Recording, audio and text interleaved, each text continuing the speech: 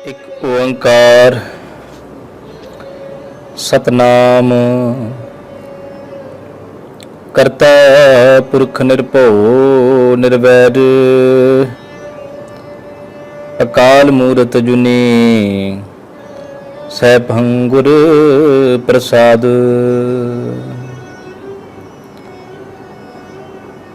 ਸਤਿਗੁਰੂ ਗੁਰੂ ਗ੍ਰੰਥ ਸਾਹਿਬ ਮਹਾਰਾਜ ਤਿੰਨਾਂ ਦੀ ਹਜ਼ੂਰੀ ਵਿੱਚ ਸੁਭਾਏਮਾਨ ਹੋਏ ਬੈਠੇ ਸਤਸੰਗੀ ਜਨੋ, ਭਾਗਾਂ ਵਾਲੇ ਹਾਂ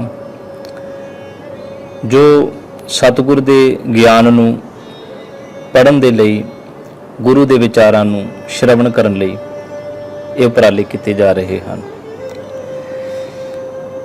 ਗੁਰਬਾਣੀ ਦੇ ਵਿੱਚ ਸਤਿਗੁਰੂ ਜੀ ਨੇ ਸਾਨੂੰ ਸਮਝਾਇਆ, ਪਿਓ ਦਾਦੇ ਕਾ ਖੋਲ ਡਿੱਠਾ ਖਜ਼ਾਨਾ ਤਾਂ ਮੇਰੇ ਮਨ ਭਇਆ ਨਿਦਾਨਾ। ਜੋ ਸਤਿਗੁਰਾਂ ਨੇ ਸਾਨੂੰ ਇਹ ਖਜ਼ਾਨਾ ਗੁਰਬਾਣੀ ਰੂਪੀ ਬਖਸ਼ਿਸ਼ ਕੀਤਾ ਹੈ, ਇਹ ਗੁਰਬਾਣੀ ਦਾ ਖਜ਼ਾਨਾ ਕੇਵਲ ਤੇ ਕੇਵਲ ਮੱਥੇ ਟੇਕਣ ਲਈ ਨਹੀਂ ਹੈ, ਰਮਾਲੇ ਚੜਾਉਣ ਲਈ ਨਹੀਂ ਹੈ। ਗੁਰੂ ਸਾਹਿਬ ਕਹਿੰਦੇ ਪਿਓ ਦਾਦੇ ਕਾ ਖੋਲ, ਇਹਨੂੰ ਖਜ਼ਾਨੇ ਨੂੰ ਅਸੀਂ ਖੋਲ ਕੇ ਪੜ੍ਹਨਾ ਹੈ, ਵਿਚਾਰਨਾ ਹੈ, ਤਾਂ ਜੋ ਵਿਦਿਆ ਵਿਚਾਰੀ ਤਾਂ ਪਰ ਉਪਕਾਰੀ ਦੀ ਸੋਚ ਤੱਕ ਅਸੀਂ ਧਾਰਨੀ ਹੋ ਸਕੀਏ। ਬਹੁਤ ਉਪਰਾਲਿਆਂ ਦੇ ਵਿੱਚੋਂ ਇੱਕ ਉਪਰਾਲਾ ਹੈ ਕਿ ਸਾਡੀ ਮਰਿਆਦਾ ਕੀ ਹੈ, ਕਿਉਂਕਿ ਜਦੋਂ ਗ੍ਰੰਥ ਹੋਂਦ ਦੇ ਵਿੱਚ ਆਉਂਦਾ ਹੈ, ਸਮਾਜ ਦੇ ਬਣਾਏ ਹੋਏ ਸ਼ਬਦਾਂ ਦੇ ਮੁਤਾਬਕ ਬਹੁਤ ਲੋਕਾਂ ਨੂੰ ਸਿੱਧੇ ਤੌਰ ਤੇ ਗ੍ਰੰਥ ਨਾਲ ਜੁੜਨਾ ਜਾਂ ਗ੍ਰੰਥ ਨੂੰ ਪੜ੍ਹਨਾ ਬੜਾ ਔਖਾ ਕਰ ਦਿੱਤਾ ਜਾਂਦਾ ਹੈ। ਕਈਆਂ ਨੂੰ ਜਾਤੀਵਾਦ ਦੇ ਤੌਰ ਦੇ ਉੱਤੇ, ਕਈਆਂ ਨੂੰ ਗਰੀਬ ਹੋਣ ਦੇ ਨਾਤੇ, ਇਸਤਰੀ ਜਾਤੀ ਦੀ ਗੱਲ ਕਰ ਲਈਏ, ਕਿਸੇ ਵੀ ਗ੍ਰੰਥ ਨੂੰ ਪੜ੍ਹਨ ਦੇ ਉੱਤੇ ਖੁੱਲੀ ਪਾਬੰਦੀ ਜਿਹੜੀ ਹੈ ਉਹ ਪਾਬੰਦੀ ਲੱਗੀ ਹੁੰਦੀ ਹੈ ਤੇ ਇਹਨਾਂ ਨੂੰ ਖੁੱਲ੍ਹ ਨਹੀਂ ਦਿੱਤੀ ਜਾਂਦੀ।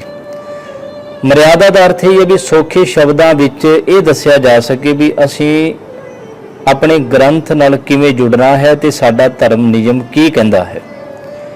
ਇਹਨਾਂ ਗੱਲਾਂ ਨੂੰ ਮੁੱਖ ਰੱਖਦਿਆਂ ਹੋਇਆਂ ਬਹੁਤ ਜਿਹੜੇ ਮਨ ਦੇ ਲੋਕਾਂ ਦੇ ਵਿਚਾਰ ਸਨ, ਉਸ ਸਮੇਂ ਦੇ ਹਾਲਾਤ ਸਨ, ਮਹੰਤਾਂ ਦਾ ਸਮਾਂ ਸੀ, ਮੂਰਤੀਆਂ ਪੂਜੀਆਂ ਜਾ ਰਹੀਆਂ ਸਨ, ਬੇਅਦਬੀਆਂ ਹੋ ਰਹੀਆਂ ਸਨ, ਤਾਂ ਉਹਨਾਂ ਸਾਰਿਆਂ ਨੂੰ ਖਤਮ ਕਰਨ ਲਈ, ਭਰਮ ਨੂੰ ਖਤਮ ਕਰਨ ਲਈ ਮਰਿਆਦਾ ਹੋਂਦ ਵਿੱਚ ਲਿਆਉਂਦੀ ਗਈ। ਕੁਝ ਕੁ ਸੂਝਵਾਨ ਬੈਠੇ ਸਨ, ਅਲੱਗ-ਅਲੱਗ ਸਭ ਦੇ ਵਿਚਾਰ ਸਨ, ਕੁਝ ਕੁ ਗੱਲਾਂ ਵਿਚਾਰੀਆਂ ਗਈਆਂ ਜਿਨ੍ਹਾਂ ਨੂੰ ਲਿਖਤੀ ਰੂਪ ਦੇ ਦਿੱਤਾ ਗਿਆ ਤੇ ਉਹਨੂੰ ਫਿਰ ਸਿੱਖ ਰਹਿਤ ਮਰਿਆਦਾ ਦਾ ਨਾਮ ਦਿੱਤਾ ਗਿਆ। ਯਾਦ ਰੱਖੋ ਜੇ ਗੁਰੂ ਗ੍ਰੰਥ ਸਾਹਿਬ ਜੀ ਦੀ ਬਾਣੀ ਦਾ ਗੁਰੂ ਨਾਨਕ ਪਾਤਸ਼ਾਹ ਜੀ ਦਾ ਬੜਾ ਪਿਆਰਾ ਬਚਨ ਹੈ, ਜਾਲੋਂ ਐਸੀ ਰੀਤ ਜਿਤ ਮੈਂ ਪਿਆਰਾ ਵਿਸਰੈ, ਨਾਨਕ ਸਾਈ ਭਲੀ ਪ੍ਰੀਤ ਜਿਤ ਸਾਹਿਬ ਸੇਤੀ ਪਤਰ ਹੈ। ਗੁਰੂ ਨਾਨਕ ਪਾਤਸ਼ਾਹ ਜੀ ਕਹਿੰਦੇ ਇਹੋ ਜੀ ਮਰਿਆਦਾ, ਇਹੋ ਜੀ ਰੀਤੀ ਮੈਂ ਸਾੜ ਕੇ ਰਾਖ ਕਰ ਦਿੰਦਾ ਹਾਂ, ਅੱਗ ਲਾ ਦਿੰਦਾ ਹਾਂ ਮੈਂ। ਜਾਲੋਂ ਐਸੀ ਰੀਤ ਜਿਤ ਮੈਂ ਪਿਆਰਾ ਵਿਸਰੈ, ਜਿਹੜੇ ਬਣਾਏ ਹੋਏ ਸਿਸਟਮ ਦੇ ਦੁਆਰਾ ਮਾਲਕ ਨੂੰ ਹੀ ਵਿਸਾਰ ਦਿੱਤਾ ਜਾ ਰਿਹਾ ਹੋਵੇ, ਉਹੇ ਜਿਹੇ ਬਣਾਏ ਹੋਏ ਸਿਸਟਮ ਦੇ ਗੁਰੂ ਪਾਤਸ਼ਾਹ ਜੀ ਖਿਲਾਫ ਹਨ। ਹਾਂ, ਨਾਨਕ ਸਾਈ ਭਲੀ ਪ੍ਰੀਤ ਜਿਤ ਸਾਹਿਬ ਸੇਤੀ ਪਤਰ ਹੈ, ਜਿੱਥੇ ਸਾਡੇ ਮਾਲਕ ਦੇ ਨਾਲ ਪਿਆਰ ਬਣ ਜਾਵੇ, ਇੱਜ਼ਤ ਬਣ ਜਾਵੇ, ਇਹੋ ਜਿਹਾ ਸਿਸਟਮ, ਇਹੋ ਜਿਹਾ ਉਪਰਾਲਾ, ਇਹੋ ਜਿਹੇ ਨਿਯਮ, ਇਹੋ ਜਿਹੀ ਮਰਿਆਦਾ ਸਤਿਕਾਰੀ ਜਾਂਦੀ ਹੈ ਤੇ ਬਹੁਤ ਪਿਆਰੀ ਹੁੰਦੀ ਹੈ। ਸੋ ਇਸ ਲਈ ਆਪਾਂ ਸਿੱਖ ਰਹਿਤ ਮਰਿਆਦਾ ਵਿਚਾਰਨ ਦਾ ਯਤਨ ਕਰ ਰਹੇ ਹਾਂ। ਬੜੇ ਐਸੇ ਡੇਰੇ ਹਨ, ਬੜੇ ਐਸੇ ਸਥਾਨ ਹਨ, ਬੜੇ ਐਸੇ ਪੰਜਾਬ ਦੇ ਵਿੱਚ ਇਲਾਕੇ ਹਨ, ਗੁਰਦੁਆਰਾ ਹਨ, ਸੰਪਰਦਾਵਾਂ ਹਨ, ਜਿੱਥੇ ਅਲੱਗ-ਅਲੱਗ ਮਰਿਆਦਾਵਾਂ ਬਣਾਈਆਂ ਜਾਂਦੀਆਂ ਨੇ। ਇਹ ਸਾਡੇ ਲਈ ਇੱਕ ਸਵਾਲ ਬਣ ਜਾਂਦਾ ਹੈ, ਇੱਕ ਗੁਰਦੁਆਰੇ ਦੀ ਕਿਹੜੀ ਮਰਿਆਦਾ, ਦੂਜੇ ਗੁਰਦੁਆਰੇ ਦੀ ਕਿਹੜੀ ਮਰਿਆਦਾ, ਤੀਜੇ ਗੁਰਦੁਆਰੇ ਦੀ ਕਿਹੜੀ ਮਰਿਆਦਾ। ਗੁਰੂ ਗੋਬਿੰਦ ਸਿੰਘ ਸਾਹਿਬ ਜੀ ਨੇ ਤੇ ਸਾਨੂੰ ਇੱਕ ਸਿੰਘ ਬਣਾਇਆ ਸੀ, ਇੱਕ ਸਿੱਖ ਬਣਾਇਆ ਸੀ, ਸਾਰਿਆਂ ਨੂੰ ਜਿਹੜੇ ਅਲੱਗ-ਅਲੱਗ ਸੋਚਦੇ ਸਨ ਇੱਕ ਬਣਾਇਆ ਸੀ। ਤੋ ਅੱਜ ਅਸੀਂ ਅਲੱਗ-ਅਲੱਗ ਮਰਿਆਦਾਵਾਂ ਬਣਾ ਕੇ ਅਲੱਗ-ਅਲੱਗ ਥੜੇ, ਅਲੱਗ-ਅਲੱਗ ਧੜੇ, ਅਲੱਗ-ਅਲੱਗ ਸੋਚ ਦੇ ਕਿਉਂ ਬਣ ਰਹੇ ਹਾਂ? ਸਾਨੂੰ ਇੱਕ ਹੋਣ ਦੀ ਜ਼ਰੂਰਤ ਹੈ। ਇੱਕਾ ਬਾਣੀ, ਇੱਕ ਗੁਰ, ਇੱਕੋ ਸ਼ਬਦ ਵਿਚਾਰ। ਸ਼ਰਮੋਰ ਮਰਿਆਦਾ ਅਕਾਲ ਤਖਤ ਨੂੰ ਮੰਨਿਆ ਗਿਆ, ਕਿਉਂਕਿ ਅਕਾਲ ਤਖਤ ਤੇ ਇਹ ਮਰਿਆਦਾ ਜਿਹੜੀ ਬਣਾਈ ਗਈ ਤੇ ਲਾਗੂ ਕੀਤੀ ਗਈ ਹੈ। ਤਾਂ ਹੀ ਇਹਨੂੰ ਸਿੱਖ ਰਹਿਤ ਮਰਿਆਦਾ, ਪੰਥ ਪ੍ਰਵਾਨਿਤ ਸ਼ਬਦ ਕਿਹਾ ਜਾਂਦਾ ਹੈ। ਇਹਦਾ ਅਰਥ ਹੈ ਵੀ ਅਸੀਂ ਚਾਹੇ ਇੱਕ ਪਿੰਡ 'ਚ ਰਹਿ ਰਹੇ ਹਾਂ, ਸਾਡੀ ਮਰਿਆਦਾ ਸਭ ਦੀ ਹੋਵੇ। ਇੱਕ ਸ਼ਹਿਰ 'ਚ ਰਹਿ ਰਹੇ ਹਾਂ, ਇੱਕ ਦੇਸ਼ 'ਚ ਰਹਿ ਰਹੇ ਹਾਂ, ਸਾਡੀ ਮਰਿਆਦਾ ਸਭ ਦੀ ਇੱਕ ਹੋਵੇ। ਜੇ ਅਸੀਂ ਸਿੱਖ ਹੀ ਅਲੱਗ-ਅਲੱਗ ਕਰਮ, ਅਲੱਗ-ਅਲੱਗ ਰਹੁ ਰੀਤ ਮਰਿਆਦਾਵਾਂ ਕਰਾਂਗੇ ਤੇ ਫਿਰ ਇਹ ਸਵਾਲ ਪੈਦਾ ਹੋਵੇਗਾ ਵੀ ਅਸੀਂ ਸਿਰ ਨਾਲ ਸਿਰ ਜੋੜ ਕੇ ਇਕੱਠੇ ਤੌਰ ਦੇ ਉੱਤੇ ਨਹੀਂ ਵਿਚਰਦੇ। ਤਾਂ ਇਹ ਮਰਿਆਦਾ ਦੀ ਲੋੜ ਪਈ। ਸੋ ਸਭ ਤੋਂ ਪਹਿਲਾਂ ਬੇਨਤੀ ਹੈ ਕਿ ਜਿਹੜੀ ਸਿੱਖ ਦੀ ਤਾਰੀਫ ਇਹਨਾਂ ਸ਼ਬਦਾਂ ਦੇ ਵਿੱਚ ਕੀਤੀ ਗਈ, ਅਰਥ ਇੱਕੋ ਨਿਕਲਦਾ ਹੈ, ਕੇਵਲ ਤੇ ਕੇਵਲ ਗੁਰੂ ਗ੍ਰੰਥ ਸਾਹਿਬ ਜੀ ਨੂੰ ਅਸੀਂ ਮੰਨਣਾ ਹੈ। ਜੋ ਇਸਤਰੀ ਜਾਂ ਪੁਰਸ਼ ਇੱਕ ਅਕਾਲ ਪੁਰਖ 10 ਗੁਰੂ ਸਾਹਿਬਾਨ ਗੁਰੂ ਨਾਨਕ ਪਾਤਸ਼ਾਹ ਜੀ ਤੋਂ ਲੈ ਕੇ ਗੁਰੂ ਗੋਬਿੰਦ ਸਿੰਘ ਸਾਹਿਬ ਜੀ ਤੱਕ, ਸ੍ਰੀ ਗੁਰੂ ਗ੍ਰੰਥ ਸਾਹਿਬ ਜੀ 10 ਗੁਰੂ ਸਾਹਿਬਾਨ ਜੀ ਦੀ ਬਾਣੀ, ਸਿੱਖਿਆ, ਦਸ਼ਮੇਸ਼ ਜੀ ਦੇ ਅੰਮ੍ਰਿਤ ਉੱਤੇ ਨਿਸ਼ਚਾ ਰੱਖਦਾ ਹੈ, ਕਿਸੇ ਹੋਰ ਧਰਮ ਨੂੰ ਨਹੀਂ ਮੰਨਦਾ, ਉਹ ਸਿੱਖ ਹੈ।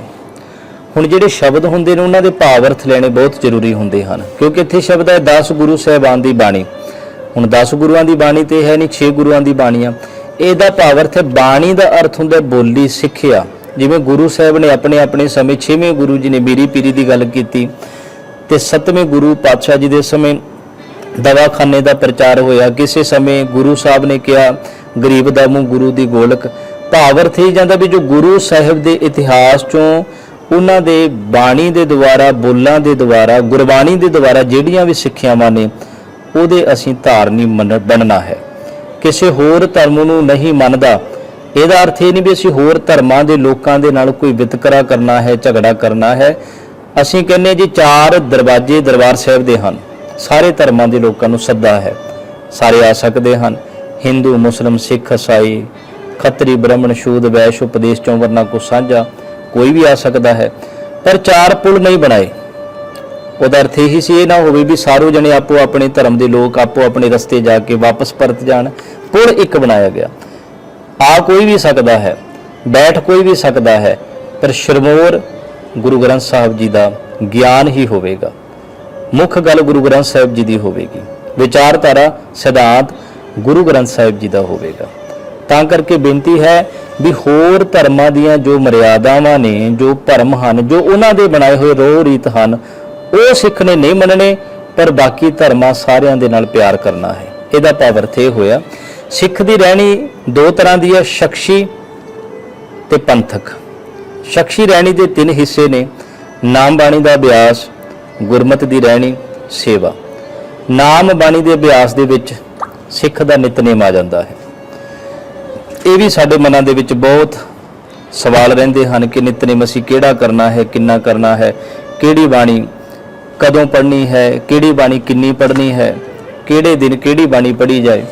ਯਾਦ ਰੱਖੋ ਜੇ ਪਿਆਰ ਵਾਲਿਓ, ਗੁਰੂ ਗ੍ਰੰਥ ਸਾਹਿਬ ਜੀ ਦਾ ਕੋਈ ਵੀ ਬਚਨ ਤੁਸੀਂ ਕਦੋਂ ਵੀ ਪੜ੍ਹੋਗੇ ਉਹ ਕਬੂਲ ਹੈ।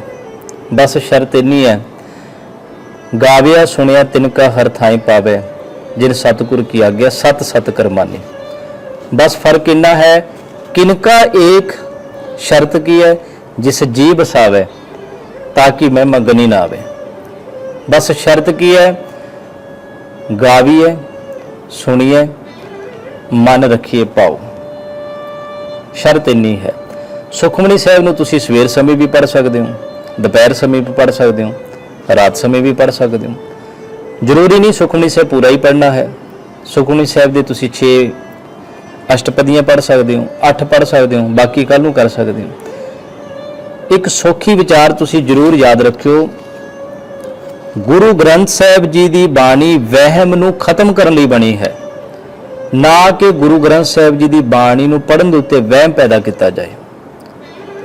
गुरबाणी ने ते भरम दूर करना सी, असीं गुरबाणी नूं पढ़न दे उत्ते ही भरम पैदा कर दिता। कदों पढ़नी है, किवें पढ़नी है, इस गल्लां दे विचों असीं निकल है। मर्यादा दा अर्थ ही है, हाँ गुरुद्वारा साहिब बनाए गए सन सिख संगतां दी सहूलत लई, गुरु संगत नूं गुरु दे दर्शन दीदारे होण, मेल मिलाप होए, भाईचारक तौर ते इकट्ठे होइए, असीं राजनीतिक समाजिक जो भी दशावां चलदियां ने उन्हां दे उत्ते असीं काम कर सकीए, लोकां दी भलाई बारे सोच सकीए, सिर नाल सिर जोड़ के असीं गरीबां दी मदद कर सकीए, गरीबां दे लंगर ला सकीए, गुरु दा ज्ञान किवें प्रचारना है। गुरुद्वारा होंद विच आए सन ते उन्हां गुरुद्वारिਆਂ ਦੇ ਇੱਕ नियम बनाना बहुत जरूरी सी। जिवें एक स्कूल हुंदा है, बच्चा पढ़ कदों भी सकदा है, कदों भी वो साइंस पढ़ ले, कदों भी वो मैथ पढ़ ले, बच्चे दी अपनी मर्जी है, जो उहनूं जिस समय सैट बहिंदा है। पर स्कूल दे विच बच्चा जाके ये कहे कि मैं मैथ दे पीरियड दे विच SST पढ़नी है, ये गलत हो जाएगा। घर दे विचों कदों भी चित जो करता है तैयारी कर सकता है, क्योंकि स्कूल ਇੱਕ ਰੂਲ ਹੋ ਗਿਆ। ਇਸੇ ਤਰ੍ਹਾਂ ਪਰਸਨਲੀ ਅਸੀਂ ਲਾਈਫ ਵਿੱਚ ਕੋਈ ਵੀ ਬਾਣੀ ਕਦੋਂ ਵੀ ਪੜ੍ਹ ਸਕਦੇ ਹਾਂ, ਕੋਈ ਭਰਮ ਨਹੀਂ ਹੈ। ਬਸ ਗੁਰਬਾਣੀ ਦੇ ਗਿਆਨ ਨਾਲ ਜੁੜਨ ਦੀ ਜ਼ਰੂਰਤ ਹੈ। ਗੁਰਦੁਆਰਾ ਸਾਹਿਬ ਦੀ ਮਰਿਆਦਾਵਾਂ ਬਣਾਈਆਂ ਗਈਆਂ, ਜਿਹਦੇ ਵਿੱਚ ਲਿਖਿਆ ਹੈ ਕਿ ਜਿਹੜਾ ਸਿੱਖ ਹੈ ਅੰਮ੍ਰਿਤ ਵੇਲੇ ਜਾਗ ਕੇ ਸਰੀਰਕ ਤੌਰ ਉੱਤੇ ਇਸ਼ਨਾਨ ਪਾਣੀ ਕਰਕੇ ਪਰਮੇਸ਼ਰ ਦੇ ਨਾਮ ਵਿੱਚ ਜੁੜੇ। ਨਿਤਨੇਮ ਦਾ ਪਾਠ ਹਰ ਇੱਕ ਸਿੱਖ ਨੇ ਕਰਨਾ ਹੈ। ਨਿਤਨੇਮ ਦੀਆਂ ਯਾਦ ਰੱਖੋ ਜੇ, ਇਸ ਬੇਨਤੀ ਨੂੰ ਜ਼ਰੂਰ ਧਿਆਨ ਵਿੱਚ ਰੱਖਣਾ। ਨਿਤਨੇਮ ਦੀਆਂ ਅਕੋਰਡਿੰਗ ਟੂ ਸਿੱਖ ਰਹਿਤ ਮਰਿਆਦਾ ਪੰਥ ਪ੍ਰਵਾਨਿਤ ਅਕਾਲ ਤਖਤ ਜੋ ਅਸੀਂ ਵਿਚਾਰ ਰਹੇ ਹਾਂ, ਅੰਮ੍ਰਿਤ ਵੇਲੇ ਦੀਆਂ 3 ਬਾਣੀਆਂ ਦੱਸੀਆਂ ਗਈਆਂ ਹਨ। ਜਪਜੀ ਸਾਹਿਬ, ਜਾਪ ਸਾਹਿਬ ਅਤੇ ਸਵਈਏ ਸ਼ਰਾਵਕ ਸੁੱਧ ਸਮੂਹ ਸਿਧਾਨਕੇ ਵਾਲੇ। ਕਿਉਂਕਿ 2 ਚੀਜ਼ਾਂ ਨੇ, ਇੱਕ ਹੈ ਅੰਮ੍ਰਿਤ ਸੰਚਾਰ ਜੋ ਅਸੀਂ ਅੱਗੇ ਪੜਾਂਗੇ, ਇੱਕ ਹੈ ਅੰਮ੍ਰਿਤ ਵੇਲਾ। ਇੱਥੇ ਅਸੀਂ ਫਰਕ ਸਮਝ ਲੈਂਦੇ ਹਾਂ। ਅੰਮ੍ਰਿਤ ਵੇਲੇ ਦੀਆਂ 3 ਬਾਣੀਆਂ ਹਨ।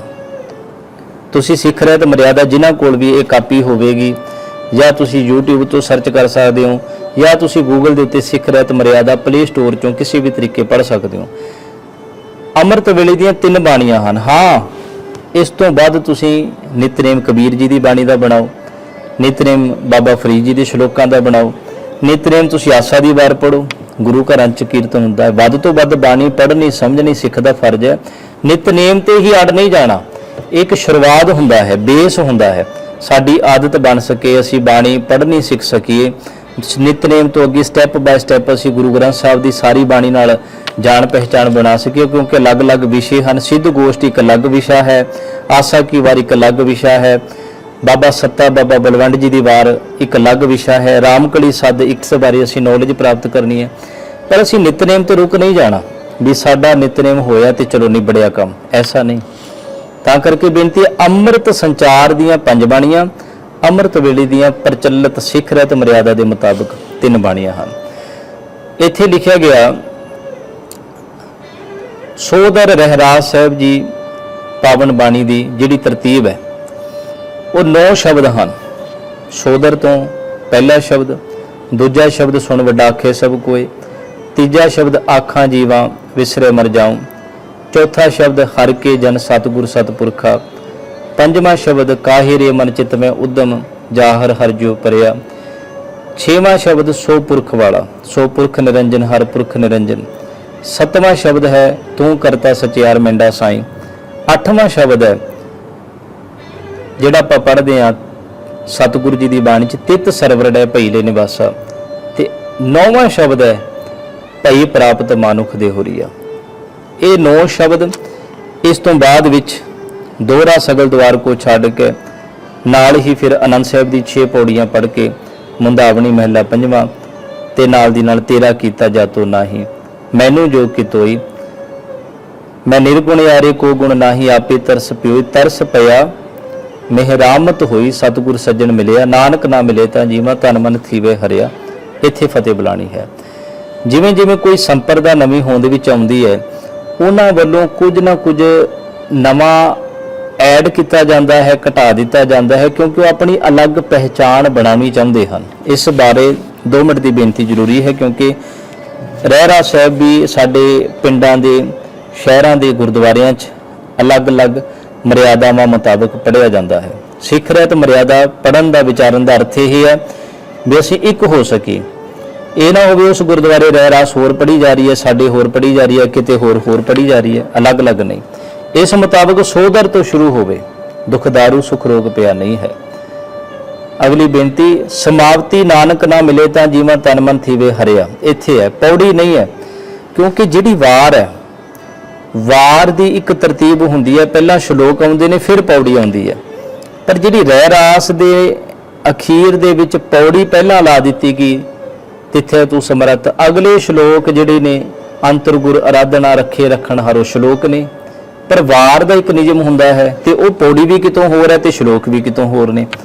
ਇਸ ਕਰਕੇ ਕਿਉਂਕਿ ਬਹੁਤ ਸੰਪਰਦਾਵਾਂ ਤੁਸੀਂ ਪਲੇ ਸਟੋਰ ਦੇ ਉੱਤੇ ਸੁਖਮਨੀ ਸਾਹਿਬ ਬਾਣੀ ਪੜ੍ਹੋਗੇ ਜਾਂ ਪਲੇ ਸਟੋਰ ਤੋਂ ਤੁਸੀਂ ਸੁੰਦਰ ਗੁਟਕਾ ਡਾਊਨਲੋਡ ਕਰਿਓ, ਬੜੇ ਐਸੇ ਐਪ ਬਣਾ ਦਿੱਤੇ ਗਏ ਜਿਨ੍ਹਾਂ ਦੇ ਵਿੱਚ ਨਵੀਂ ਬਾਣੀਆਂ ਦੇ ਨਵੇਂ ਨਾਮ ਪ੍ਰਚਲਿਤ ਕਰਨ ਦੀ ਕੋਸ਼ਿਸ਼ ਕੀਤੀ ਜਾ ਰਹੀ। ਜਿਵੇਂ ਸੁਖਮਨਾ ਸਾਹਿਬ, ਪਲੇ ਸਟੋਰ ਦੇ ਵਿੱਚ ਸੁੰਦਰ ਗੁਟਕਾ ਡਾਊਨਲੋਡ ਕਰਿਆ, ਉੱਥੇ ਸੁਖਮਨਾ ਸਾਹਿਬ ਬਾਣੀ ਵੀ ਆ ਰਹੀ ਹੈ। ਗੁਰੂ ਗ੍ਰੰਥ ਸਾਹਿਬ ਜੀ ਦੇ ਵਿੱਚ ਸੁਖਮਨਾ ਸਾਹਿਬ ਬਾਣੀ ਹੀ ਨਹੀਂ ਹੈ। ਬਾਣੀਆਂ ਦੇ ਰੂਪ ਬਦਲੇ ਜਾ ਰਹੇ ਨੇ, ਬਾਣੀਆਂ ਦੇ ਨਾਮ ਬਦਲੇ ਜਾ ਰਹੇ ਨੇ। ਬਹੁਤ ਵੱਡੀ ਬਾਣੀ ਪ੍ਰਚਲਿਤ ਹੋ ਗਈ ਜੋ ਗੁਰੂ ਗ੍ਰੰਥ ਸਾਹਿਬ ਵਿੱਚ ਨਹੀਂ ਹੈ। ਦੁੱਖ ਭੰਜਨੀ ਸਾਹਿਬ, ਗੁਰੂ ਗ੍ਰੰਥ ਸਾਹਿਬ 'ਚ ਸ਼ਬਦ ਤੇ ਆਉਂਦਾ ਹੈ ਦੁੱਖ ਭੰਜਨ ਤੇਰਾ ਨਾਮ ਜੀ, ਦੁੱਖ ਭੰਜਨ ਤੇਰਾ ਨਾਮ, ਪਰ ਦੁੱਖ ਭੰਜਨੀ ਬਾਣੀ ਨਹੀਂ ਹੈ। ਤੋ ਜਿਹੜੀ ਬਾਣੀ ਗੁਰੂ ਸਾਹਿਬ ਦੇ ਸਮੇਂ ਵਿੱਚ ਆਪ ਨਹੀਂ ਹੈਡਿੰਗ ਬਣਾਇਆ ਗਿਆ, ਤੋ ਉਹਨੂੰ 5 ਲੋਕ 10 ਲੋਕ ਕੁਝ ਸੰਪਰਦਾ ਦੇ ਲੋਕ ਇਕੱਠੇ ਹੋ ਕੇ ਇੱਕ ਨਵੀਂ ਬਾਣੀ ਦਾ ਨਵਾਂ ਰੂਪ ਕਿਵੇਂ ਦੇ ਸਕਦੇ ਹਨ? ਇਹ ਸਾਨੂੰ ਅਥਾਰਟੀ ਨਹੀਂ ਹੈ, ਸਾਡੇ ਕੋਲ ਪਾਵਰ ਨਹੀਂ ਹੈ। ਲਿਖੀ ਹੋਈ ਗੁਰੂ ਸਾਹਿਬ ਦੀ ਬਾਣੀ ਨੂੰ ਹੀ ਉਸੇ ਰੂਪ ਦੇ ਵਿੱਚ ਪੜ੍ਹਨਾ ਸਾਡਾ ਇੱਕ ਫਰਜ਼ ਹੈ। ਇਹੀ ਇੱਕ ਮਰਿਆਦਾ ਹੈ। ਸੋਹਿਲਾ ਸਾਹਿਬ, ਸੋਹਿਲਾ ਸਾਹਿਬ ਦੀ ਬਾਣੀ ਜਦੋਂ ਗੁਰੂ ਮਹਾਰਾਜ ਜੀ ਦਾ ਸੁਖਾਸਨ ਸਾਹਿਬ ਕੀਤਾ ਜਾਂਦਾ ਹੈ, ਸੌਣ ਸਮੇਂ ਦੀ ਪਾਵਨ ਬਾਣੀ ਇਹ ਦੱਸੀ ਗਈ। ਅਰਦਾਸ, ਅਰਦਾਸ ਪੰਥ ਪ੍ਰਵਾਨਿਕ ਸਿੱਖ ਰਹਿਤ ਮਰਿਆਦਾ ਦੇ ਮੁਤਾਬਕ ਸਾਨੂੰ ਯਾਦ ਕਰ ਲੈਣੀ ਚਾਹੀਦੀ ਹੈ। ਇਸ ਬਾਣੀ ਦੇ ਅਕੋਰਡਿੰਗ ਸਾਨੂੰ ਕੋਈ ਵੀ ਆਪਣੇ ਤੌਰ ਤੋਂ ਕੋਈ ਨਵਾਂ ਸ਼ਬਦ ਨਹੀਂ ਐਡ ਕਰਨਾ ਚਾਹੀਦਾ। ਜਿਵੇਂ ਅਲੱਗ-ਅਲੱਗ ਸਥਾਨਾਂ ਦੀਆਂ ਅਲੱਗ-ਅਲੱਗ ਅਰਦਾਸਾਂ ਮਰਿਆਦਾਵਾਂ ਬਣ ਜਾਂਦੀਆਂ ਨੇ।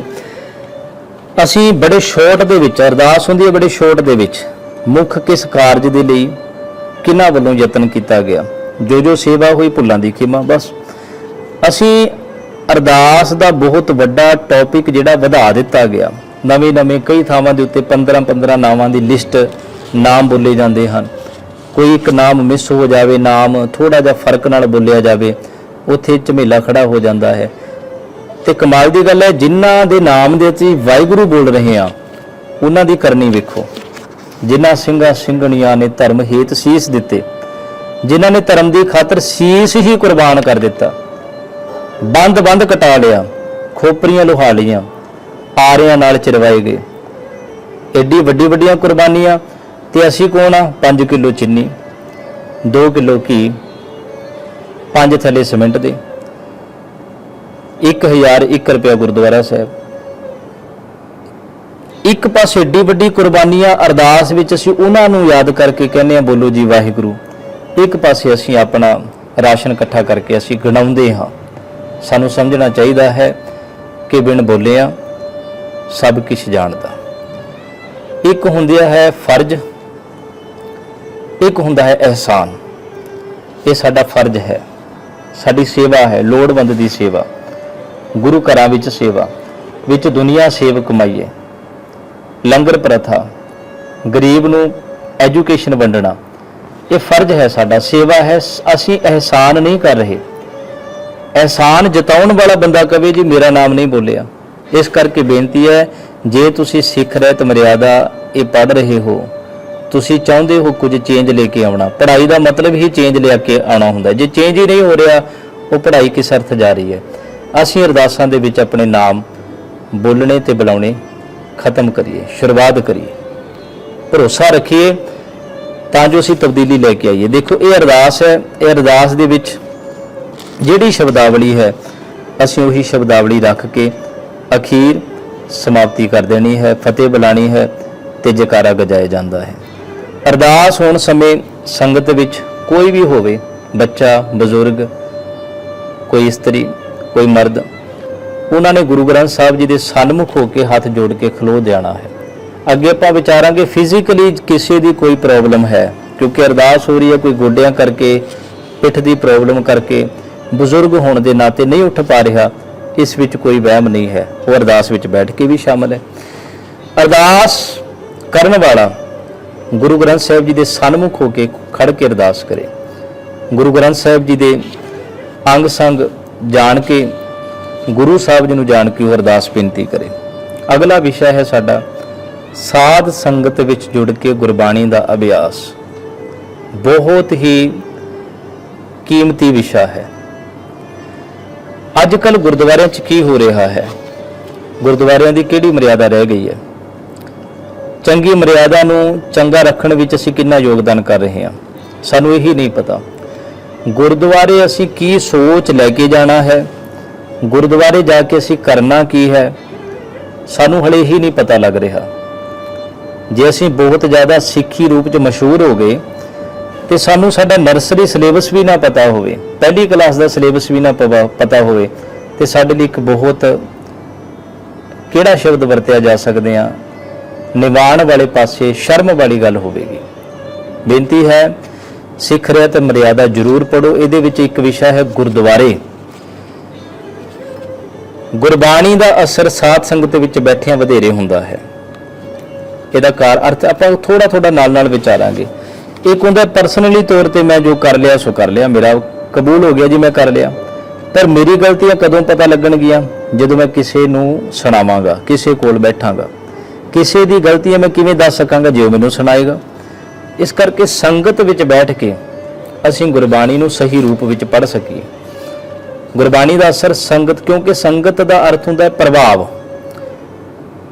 ਕਿਸੇ ਦੀ ਸੰਗਤ ਵਿੱਚ ਰਹਿਣ ਦਾ ਅਰਥ ਹੈ ਉਸ ਦੇ ਪ੍ਰਭਾਵ ਦੇ ਵਿੱਚ ਆ ਜਾਣਾ, ਉਹਦੇ ਪ੍ਰਭਾਵ ਨੂੰ ਕਬੂਲ ਲੈਣਾ। ਸਾਧ ਸੰਗਤ ਗੁਰੂ ਦੀ ਸੰਗਤ ਹੈ, ਗੁਰੂ ਦੇ ਪ੍ਰਭਾਵ ਦੇ ਵਿੱਚ ਆ ਜਾਣਾ, ਤਾਂ ਜੋ ਅਸੀਂ ਸਿੱਖ ਤੋਂ ਗੁਰਸਿੱਖ ਹੋਣ ਤੱਕ ਦਾ ਸਫ਼ਰ ਕਰ ਸਕੀਏ। ਤੇ ਇੱਥੇ ਲਿਖਿਆ ਗਿਆ, ਇਸ ਲਈ ਸਿੱਖ ਨੂੰ ਉਚਿਤ ਹੈ ਕਿ ਉਹ ਸੰਗਤਾਂ ਦੇ ਜੋੜ ਮੇਲ ਦੇ ਸਥਾਨ ਗੁਰਦੁਆਰਿਆਂ ਦੇ ਦਰਸ਼ਨ ਦੀਦਾਰੇ ਕਰੇ ਤੇ ਬੈਠ ਕੇ ਗੁਰਬਾਣੀ ਦਾ ਲਾਭ ਉਠਾਏ। ਦੋਵੇਂ ਚੀਜ਼ਾਂ ਇਕੱਠੀਆਂ ਨੇ, ਗੁਰਦੁਆਰਿਆਂ ਦੇ ਦਰਸ਼ਨ ਕਰਨੇ ਤੇ ਗੁਰਬਾਣੀ ਦਾ ਲਾਭ ਉਠਾਉਣਾ। ਜੇ ਤੁਸੀਂ ਗੁਰਬਾਣੀ ਦਾ ਲਾਭ ਨਹੀਂ ਉਠਾ ਰਹੇ, ਫਿਰ ਇਹ ਯਾਤਰਾਵਾਂ ਹੋ ਗਈਆਂ। ਜਿਵੇਂ ਗੁਰੂ ਅੰਗਦ ਸਾਹਿਬ ਆਪਣੇ ਜੀਵਨ ਕਾਲ ਦੇ ਪਹਿਲੇ ਸਮਿਆਂ 'ਚ ਗੁਰੂ ਨੂੰ ਮਿਲਣ ਤੋਂ ਪਹਿਲਾਂ ਯਾਤਰਾਵਾਂ ਜਾਂਦੇ ਸਨ। ਗੁਰੂ ਅਮਰਦਾਸ ਸਾਹਿਬ ਜੀ ਯਾਤਰਾਵਾਂ ਜਾਂਦੇ ਸਨ। ਉਵੇਂ ਅਸੀਂ ਯਾਤਰਾਵਾਂ ਬਣਾ ਲਈ, ਅੱਜ ਫਲਾਣੀ ਥਾਂ ਤੇ ਯਾਤਰਾ, ਅੱਜ ਉਸ ਸਥਾਨ ਦੀ ਯਾਤਰਾ, ਜੋ ਉਸ ਸਥਾਨ ਦੀ ਯਾਤਰਾ। ਪਰ ਜੇ ਅਸੀਂ ਗੁਰਬਾਣੀ ਤੇ ਇਤਿਹਾਸ ਨਾਲ ਜੁੜ ਰਹੇ ਹਾਂ, ਉਹ ਸਾਡੇ ਲਈ ਫਿਰ ਇੱਕ ਅਲੱਗ ਮਰਿਆਦਾ ਬਣ ਜਾਵੇ, ਇੱਕ ਨਿਯਮ ਬਣ ਜਾਵੇਗਾ। ਯਾਦ ਰੱਖੋ, ਜਿੱਥੇ ਲਿਖਿਆ ਗਿਆ ਗੁਰਦੁਆਰੇ ਵਿੱਚ ਸ੍ਰੀ ਗੁਰੂ ਗ੍ਰੰਥ ਸਾਹਿਬ ਜੀ ਦਾ ਪ੍ਰਕਾਸ਼ ਨਿਤਾਂ ਪ੍ਰਤੀ ਹੋਵੇ, ਬਿਨਾਂ ਖਾਸ ਕਾਰਨ ਜਦ ਪ੍ਰਕਾਸ਼ ਜਾਰੀ ਰੱਖਣ ਦੀ ਲੋੜ ਨਾ ਹੋਵੇ, ਰਾਤ ਨੂੰ ਪ੍ਰਕਾਸ਼ ਨਾ ਰਹੇ। ਗੁਰੂ ਗ੍ਰੰਥ ਸਾਹਿਬ ਜੀ ਦਾ ਪ੍ਰਕਾਸ਼ ਨਿਤਾਂ ਪ੍ਰਤੀ ਅੰਮ੍ਰਿਤ ਵੇਲੇ ਹੁੰਦਾ ਹੈ। ਸੰਗਤਾਂ ਆਉਣੀਆਂ ਸ਼ੁਰੂ ਹੋ ਜਾਂਦੀਆਂ ਨੇ, ਸ਼ਾਮਾਂ ਤੱਕ ਆਉਂਦੀਆਂ ਨੇ। ਜਦੋਂ ਤੱਕ ਸੰਗਤ ਆਉਂਦੀ ਉਦੋਂ ਤੱਕ ਗੁਰਦੁਆਰਾ ਸਾਹਿਬ ਖੁੱਲ੍ਹੇ ਰਹਿੰਦੇ ਨੇ, ਕੋਈ ਬੇਅਦਬੀ ਨਾ ਹੋ ਸਕੇ, ਤੇ ਗੁਰਦੁਆਰੇ ਫਿਰ ਬਾਅਦ ਵਿੱਚ ਬੰਦ ਕੀਤੇ ਜਾਂਦੇ ਹਨ। ਤੇ ਜਿਹੜੇ ਇਲਾਕਿਆਂ ਦੇ ਵਿੱਚ ਸੰਗਤਾਂ ਦੀ ਆਵਾਜਾਈ ਰਹਿੰਦੀ ਹੈ, ਉੱਥੇ ਲੇਟ ਸਮਾਪਤੀ ਹੋ ਜਾਂਦੀ ਹੈ। ਬੜੇ ਐਸੇ ਵੱਡੇ ਸ਼ਹਿਰ ਨੇ ਜਿੱਥੇ ਬਿਜ਼ਨਸਮੈਨ ਲੋਕ 10 ਵਜੇ ਤੱਕ ਦੁਕਾਨਾਂ ਦਾ ਕੰਮ ਕਰਦੇ ਨੇ। ਦੁਕਾਨਾਂ ਤੋਂ ਕੰਮ ਕਰਕੇ ਉਹ ਘੰਟਾ ਗੁਰਦੁਆਰਾ ਸਾਹਿਬ ਸਹਿਜ ਪਾਠ ਕਰਦੇ ਨੇ। ਉਹਨਾਂ ਗੁਰਦੁਆਰਿਆਂ ਦੇ ਵਿੱਚ ਕਈ ਥਾਵਾਂ ਦੇ ਉੱਤੇ 11 ਵਜੇ ਰਾਤ ਨੂੰ ਸੁਖਾਸਨ ਹੁੰਦੇ ਨੇ। ਅੱਜ ਕੱਲ੍ਹ ਸਮਾਗਮ ਬਹੁਤ ਚੱਲਦੇ ਨੇ। ਜਦੋਂ ਸਮਾਗਮ ਚੱਲ ਰਿਹਾ, ਗੁਰੂ ਗ੍ਰੰਥ ਸਾਹਿਬ ਜੀ ਦਾ ਪ੍ਰਕਾਸ਼ ਹੈ। ਪਹਿਲੇ ਸਮੇਂ ਦੇ ਵਿੱਚ ਪਿੰਡ ਹੁੰਦੇ ਸਨ। ਰਾਤ ਦਾ ਪ੍ਰਸ਼ਾਦਾ ਸੂਰਜ ਢਲਣ ਦੇ ਲਗਭਗ 6-6:30 ਵਜੇ ਖਾ ਲਿਆ। ਫਿਰ ਉਹ ਉਸ ਸਮੇਂ ਨਾਲ ਦੀ ਨਾਲ ਹੀ ਸੌਣ ਦੀਆਂ ਤਿਆਰੀਆਂ ਹੋ ਜਾਂਦੀਆਂ ਸਨ। ਹਨੇਰਾ ਹੋ ਜਾਂਦਾ ਸੀ, ਬਿਜਲੀ ਦਾ, ਕੈਮਰਿਆਂ ਦਾ ਪ੍ਰਬੰਧ ਨਹੀਂ ਸੀ। ਸੁਖਾਸਨ ਛੇਤੀ ਕਰ ਦਿੱਤੇ ਜਾਂਦੇ ਸਨ, ਲੋਕ ਲਾ ਦਿੱਤੇ ਜਾਂਦੇ ਸਨ ਤਾਂ ਜੋ ਕੋਈ ਬੇਅਦਬੀ ਨਾ ਹੋ ਸਕੇ, ਕਿਉਂਕਿ ਉਸ ਸਮੇਂ ਦੇ ਸਿੱਖਾਂ ਦਾ ਫਿਰ ਅੰਮ੍ਰਿਤ ਵੇਲਾ ਵੀ 3-4 ਵਜੇ ਸ਼ੁਰੂ ਹੋ ਜਾਂਦਾ ਸੀ। ਜਦੋਂ ਟਾਈਮ ਨਾਲ 7 ਵਜੇ 8 ਵਜੇ ਰੋਟੀ ਖਾ ਕੇ ਸੋ ਜਾਣਾ ਹੈ ਤੇ ਉਹਨਾਂ ਨੇ ਫਿਰ ਸੂਰਜ ਢਲਣ ਤੇ ਉੱਤੇ ਹੀ ਸਾਰੇ ਕੰਮ ਕਰਨੇ ਹਨ। ਤਾਂ ਫਿਰ ਉਸ ਸਮੇਂ ਦੀ ਉਹ ਮਰਿਆਦਾ ਸੀ, ਅੱਜ ਦੇ ਸਮੇਂ ਦੀ ਇਹ ਮਰਿਆਦਾ ਹੈ। ਇੱਥੇ ਲਿਖਿਆ ਗਿਆ, ਆਮ ਤੌਰ ਤੇ ਰਹਿਰਾਸ ਦੇ ਪਾਠ ਮਗਰੋਂ ਸੁਖਾਸਨ ਕੀਤਾ ਜਾਂਦਾ ਹੈ। ਜਦ ਤੱਕ ਗ੍ਰੰਥੀ ਸਿੰਘ ਜਾਂ ਕੋਈ ਸੇਵਾਦਾਰ ਗੁਰੂ ਗ੍ਰੰਥ ਸਾਹਿਬ ਜੀ ਦੀ ਸੇਵਾ ਲਈ ਹਾਜ਼ਰ ਹੈ ਤੇ ਕੋਈ ਵੀ ਉੱਥੇ ਦਰਸ਼ਨਾਂ ਦੇ ਲਈ ਆ ਰਿਹਾ ਹੈ, ਬੇਅਦਬੀ ਦਾ ਕੋਈ ਖਤਰਾ ਨਹੀਂ ਹੈ, ਤਦ ਤੱਕ ਪ੍ਰਕਾਸ਼ ਰਹਿ ਸਕਦਾ ਹੈ। ਉਪਰੰਤ ਸੁਖਾਸਨ ਕਰ ਦਿੱਤਾ ਜਾਵੇ ਤਾਂ ਜੋ ਕੋਈ ਬੇਅਦਬੀ ਨਾ ਹੋ ਸਕੇ। ਸ੍ਰੀ ਗੁਰੂ ਗ੍ਰੰਥ ਸਾਹਿਬ ਜੀ ਨੂੰ ਸਨਮਾਨ ਨਾਲ ਪ੍ਰਕਾਸ਼ਿਤ ਕੀਤਾ ਜਾਵੇ, ਪੜ੍ਹਿਆ ਜਾਵੇ, ਸੰਤੋਖਿਆ ਜਾਵੇ। ਪ੍ਰਕਾਸ਼ ਲਈ ਜ਼ਰੂਰੀ ਹੈ ਕਿ ਉੱਥੋਂ ਦਾ ਸਾਫ਼ ਸੁਥਰਾ ਸਥਾਨ ਹੋਵੇ, ਉੱਪਰ ਚਾਂਦਨੀ ਲਾਈ ਜਾਵੇ, ਮੰਜੀ ਸਾਹਿਬ ਦੇ ਉੱਤੇ ਸਾਫ਼ ਸੁਥਰੇ ਬਸਤਰ ਵਿਛਾ ਕੇ ਸੇਵਾ ਕੀਤੀ ਜਾਵੇ। ਗੁਰੂ ਗ੍ਰੰਥ ਸਾਹਿਬ ਜੀ ਦਾ ਸੰਭਾਲ ਕੇ ਪ੍ਰਕਾਸ਼ਨ ਲਈ ਗੁਦੇਲੇ ਆਦਿ ਸਮਿਆਨ ਜੋ ਵੀ ਹੈ ਉਹ ਵਧੀਆ ਤਰੀਕੇ ਤੇ ਸਾਫ਼ ਸੁਥਰਾ ਹੋਵੇ। ਜਦ ਪਾਠ ਨਾ ਹੁੰਦਾ ਹੋਵੇ ਤਾਂ ਗੁਰੂ ਗ੍ਰੰਥ ਸਾਹਿਬ ਜੀ ਦੇ ਉੱਤੇ ਰੁਮਾਲ ਪਿਆ ਹੋਵੇ। ਪ੍ਰਕਾਸ਼ ਵੇਲੇ ਚੌਰ ਸਾਹਿਬ ਵੀ ਹੋਵੇ। ਹੁਣ ਇਹ ਸ਼ਬਦ ਬੜੇ ਸੌਖੇ ਨੇ ਕਿਉਂਕਿ ਉਦੋਂ ਗੁਰਦੁਆਰਾ ਸਾਹਿਬ ਨਵੇਂ ਹੋਂਦ ਵਿੱਚ ਆਏ ਸਨ। ਬੜੇ ਇਲਾਕਿਆਂ ਦੇ ਵਿੱਚ ਨਵੇਂ ਗੁਰਦੁਆਰੇ ਬਣੇ ਸਨ। ਗੁਰੂ ਗ੍ਰੰਥ ਸਾਹਿਬ ਜੀ ਦਾ ਨਵੇਂ ਪਹਿਲੀ ਵਾਰੀ ਪ੍ਰਕਾਸ਼ ਹੋਇਆ ਸੀ। ਤੋ ਇਹਨਾਂ ਨੂੰ ਮੁੱਢਲੀ ਜਾਣਕਾਰੀ ਵੀ ਬਹੁਤ ਜਣਿਆਂ ਨੂੰ ਨਹੀਂ ਪਤਾ ਸੀ। ਇਹ ਪੜ੍ਹ ਕੇ ਥੋੜੀ ਸੌਖ ਹੋ ਜਾਂਦੀ ਹੈ ਵੀ ਅਸੀਂ ਗੁਰੂ ਗ੍ਰੰਥ ਸਾਹਿਬ ਦੀ ਮਾਨ ਮਰਿਆਦਾ ਕਿਵੇਂ ਰੱਖਣੀ ਹੈ। ਉੱਪਰ ਦੱਸੇ ਗਏ ਜਿਹੜੇ ਸਮਾਨ ਅਸੀਂ ਵਿਚਾਰੇ ਨੇ, ਜਿਹੜੀ ਜ਼ਰੂਰੀ ਸੀ ਵੀ ਜੋ ਵੀ ਰੁਮਾਲਾ ਸਾਹਿਬ ਅਸੀਂ ਲਾ ਰਹੇ ਹਾਂ ਉਹ ਸਾਫ਼ ਸੁਥਰਾ ਹੋਵੇ। ਇੱਕ ਬੇਨਤੀ ਰੁਮਾਲੇ ਸਾਹਿਬ ਦੇ ਪ੍ਰਤੀ ਹੈ, ਇੱਕ ਸਾਡੀ ਮਾਨਸਿਕ ਸੋਚ ਬਣ ਗਈ ਕਿ ਜੇ ਮੈਂ ਅਖੰਡ ਪਾਠ ਸਾਹਿਬ ਕਰਾਇਆ ਹੈ, ਸੁਖਮਨੀ ਸਾਹਿਬ ਕਰਾਇਆ ਹੈ, ਪਾਠ ਦੇ ਭੋਗ ਦੇ ਉੱਤੇ ਮੈਂ ਰੁਮਾਲਾ ਸਾਹਿਬ ਜ਼ਰੂਰ ਚੜਾਉਣਾ ਹੈ। ਬੇਨਤੀ ਹੈ, ਇਹ ਕਿਤੇ ਵੀ ਨਹੀਂ ਲਿਖਿਆ, ਨਾ ਮਰਿਆਦਾ 'ਚ ਲਿਖਿਆ ਹੈ। ਰੁਮਾਲਾ ਸਾਹਿਬ ਕੋਈ ਫਿਕਸ ਨਹੀਂ ਹੈ, ਜ਼ਰੂਰੀ ਨਹੀਂ ਹੈ। ਤੁਸੀਂ ਕੋਈ ਵੀ ਸੇਵਾ ਕਰ ਸਕਦੇ ਹੋ। ਪੁਰਾਣਾ ਸਮਾਂ ਸੀ, ਰਸਤੇ ਕੱਚੇ ਹੁੰਦੇ ਸਨ, ਧੂੜ ਮਿੱਟੀ ਹੁੰਦੀ ਸੀ, ਭੈਣਾਂ ਮਾਤਾਵਾਂ ਲਿਪਿਆ ਕਰਦੇ ਸਨ ਗੋਹੇ ਨਾਲ, ਕੱਚੇ ਰਸਤੇ ਹੁੰਦੇ ਸਨ, ਧੂੜ ਮਿੱਟੀ ਬਹੁਤੀ ਪੈਂਦੀ ਸੀ, ਕੱਪੜੇ ਇੰਨੇ ਨਹੀਂ ਹੁੰਦੇ ਸਨ, ਕਢਾਈ ਨਹੀਂ ਹੁੰਦੀ ਸੀ, ਰੰਗਦਾਰ ਕੱਪੜੇ ਨਹੀਂ ਹੁੰਦੇ ਸੀ। ਰੁਮਾਲੇ ਅਕਸਰ ਮੈਲੇ ਹੋ ਜਾਇਆ ਕਰਦੇ ਸਨ ਕਿਉਂਕਿ ਧੂੜ ਮਿੱਟੀ ਹਨੇਰੀ ਚੱਲਣੀ ਤੇ ਟਾਕੀਆਂ ਦਰਵਾਜ਼ੇ ਬੂਹੇ ਅੱਜ ਦੇ ਵਾਂਗ ਨਹੀਂ ਸਨ। ਤੇ ਉਦੋਂ ਫਿਰ ਪ੍ਰਬੰਧਕਾਂ ਵੱਲੋਂ, ਪ੍ਰਚਾਰਕਾਂ ਵੱਲੋਂ, ਗ੍ਰੰਥੀ ਸਿੰਘ ਸਾਹਿਬਾਨ ਜੀ ਵੱਲੋਂ ਇਹ ਅਕਸਰ ਬੇਨਤੀ ਕੀਤੀ ਜਾਂਦੀ ਸੀ ਵੀ ਭਾਈ ਤੁਸੀਂ ਸਾਲ ਵਿੱਚ ਕਦੋਂ ਵੀ ਕੋਈ ਪਾਠ ਕਰਨੇ ਹੋ ਰੁਮਾਲੇ ਦੀ ਸੇਵਾ ਕਰ ਦਿਆ ਕਰੋ, ਕਿਉਂਕਿ ਰੁਮਾਲਿਆਂ ਦੀ ਘਾਟ ਹੈ, ਧੂੜ ਮਿੱਟੀ ਨਾਲ ਖਰਾਬ ਹੋ ਜਾਂਦੇ ਹਨ। ਅਸੀਂ ਇੱਕੋ ਚੀਜ਼ ਨੂੰ ਕਈ ਸਾਲ ਲਈ ਇਹੋ ਜਿਹਾ ਲੱਕ ਬੰਨਿਆ। ਅੱਜ ਬਹੁਤ ਗੁਰਦੁਆਰਿਆਂ ਦੇ ਵਿੱਚ ਬਹੁਤ ਵੱਡੇ ਵੱਡੇ ਕਮਰੇ ਰੁਮਾਲਿਆਂ ਦੀ ਸੰਭਾਲ ਲਈ, ਰੁਮਾਲਿਆਂ ਨੂੰ ਰੱਖਣ ਲਈ ਬਣਾਏ ਜਾ ਰਹੇ ਨੇ। ਇੰਨੇ ਵੱਡੇ ਵੱਡੇ ਜਿਹੜੇ ਗੁਰਦੁਆਰੇ ਦੇ ਥੜੇ ਨੇ, ਤੁਹਾਡਾ ਦਿੱਤਾ ਹੋਇਆ ਰੁਮਾਲਾ ਉਸ ਥੜੇ ਦੇ ਉੱਤੇ ਫਿੱਟ ਨਹੀਂ ਆਉਂਦਾ, ਉਹ ਕੇਵਲ ਸ਼ੋਅ ਕੇ ਜਾਂ ਨਾਲ ਰੱਖ ਕੇ ਵਾਪਸ ਪਰਤ ਦਿੱਤਾ ਜਾਂਦਾ ਹੈ। ਉਹ ਰੁਮਾਲਾ ਸਾਹਿਬ ਯੂਜ਼ ਹੀ ਨਹੀਂ ਹੁੰਦਾ। ਅੱਜ ਅਸੀਂ ਰੁਮਾਲੇ ਇਕੱਠੇ ਕਰ ਲਏ। ਸੋ ਅੱਜ ਲੋੜ ਹੈ ਰੁਮਾਲੇ ਦੇ ਪੈਸੇ, ਰੁਮਾਲੇ ਦੀ ਭੇਟਾ ਕਿਸੇ ਹੋਰ ਸਹੀ ਥਾਂ ਦੇ ਉੱਤੇ ਵਰਤੀ ਜਾ ਸਕਦੀ, ਕਿਸੇ ਦਵਾਈ ਦੇ ਲਈ, ਕਿਸੇ ਐਜੂਕੇਸ਼ਨ ਦੇ ਲਈ, ਜਾਂ ਗੁਰਦੁਆਰੇ ਸਾਹਿਬ ਦੇ ਵਿੱਚ ਤੁਸੀਂ ਦੇਖ ਲਓ ਕਿਤੇ ਕੋਈ ਗਲੀਚਾ, ਕਿਤੇ ਕੋਈ ਚਾਦਰ, ਕਿਤੇ ਕੋਈ ਬੱਲਬ, ਕਿਤੇ ਕੋਈ ਘੜੀ, ਜੋ ਵੀ ਚੀਜ਼ ਦੀ ਲੋੜ ਹੈ ਤਾਂ ਰੁਮਾਲੇ ਦੀ ਸੋਚ ਚੋਂ ਅਸੀਂ ਨਿਕਲਣਾ ਹੈ। ਇੱਥੇ ਇਹ ਆਪਾਂ ਵਿਚਾਰੇ ਵੀ ਜਿਹੜੀ ਚੀਜ਼ਾਂ ਦੀ ਜ਼ਰੂਰਤ ਹੈ, ਹੁਣ ਇਹ ਧਿਆਨ ਦਿਓ ਮਰਿਆਦਾ ਕਿਹੜੀ ਚੀਜ਼ਾਂ ਦੀ ਮਨਾਹੀ ਕਰ ਰਹੀ ਹੈ। ਮਰਿਆਦਾ ਕਹਿੰਦੀ ਧੂਪ ਜਾਂ ਦੀਵੇ ਮਚਾ ਕੇ ਆਰਤੀ ਕਰਨੀ, ਇਹ ਮਨਾਹੀ ਹੈ। ਅਸੀਂ ਜਿਵੇਂ ਹੀ ਪਾਠ ਰੱਖਿਆ ਜਾਂਦਾ ਹੈ, ਆਲੂ ਦੇ ਵਿੱਚ 3-3 ਧੂਵੱਤੀਆਂ ਕੱਢ ਕੇ ਉਹ ਜਾਂਦੇ ਆ। ਤੁਸੀਂ ਖੁਦ ਕਿਤੇ ਪ੍ਰੈਕਟੀਕਲੀ ਕਰਿਓ, ਕਿਉਂਕਿ ਮਰਿਆਦਾ ਉਹ ਹੈ ਜੋ ਪ੍ਰੈਕਟੀਕਲੀ ਸਮਝ ਆ ਸਕੇ।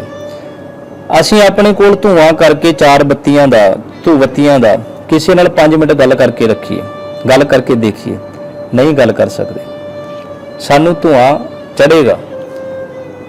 ਅਸੀਂ ਕਹਾਂਗੇ ਵੀ ਇਹ ਪਾਸੇ ਕਰ ਦਿਓ, ਧੂਏ ਵਿੱਚ ਕੌਣ ਬੋਲਦਾ ਹੈ।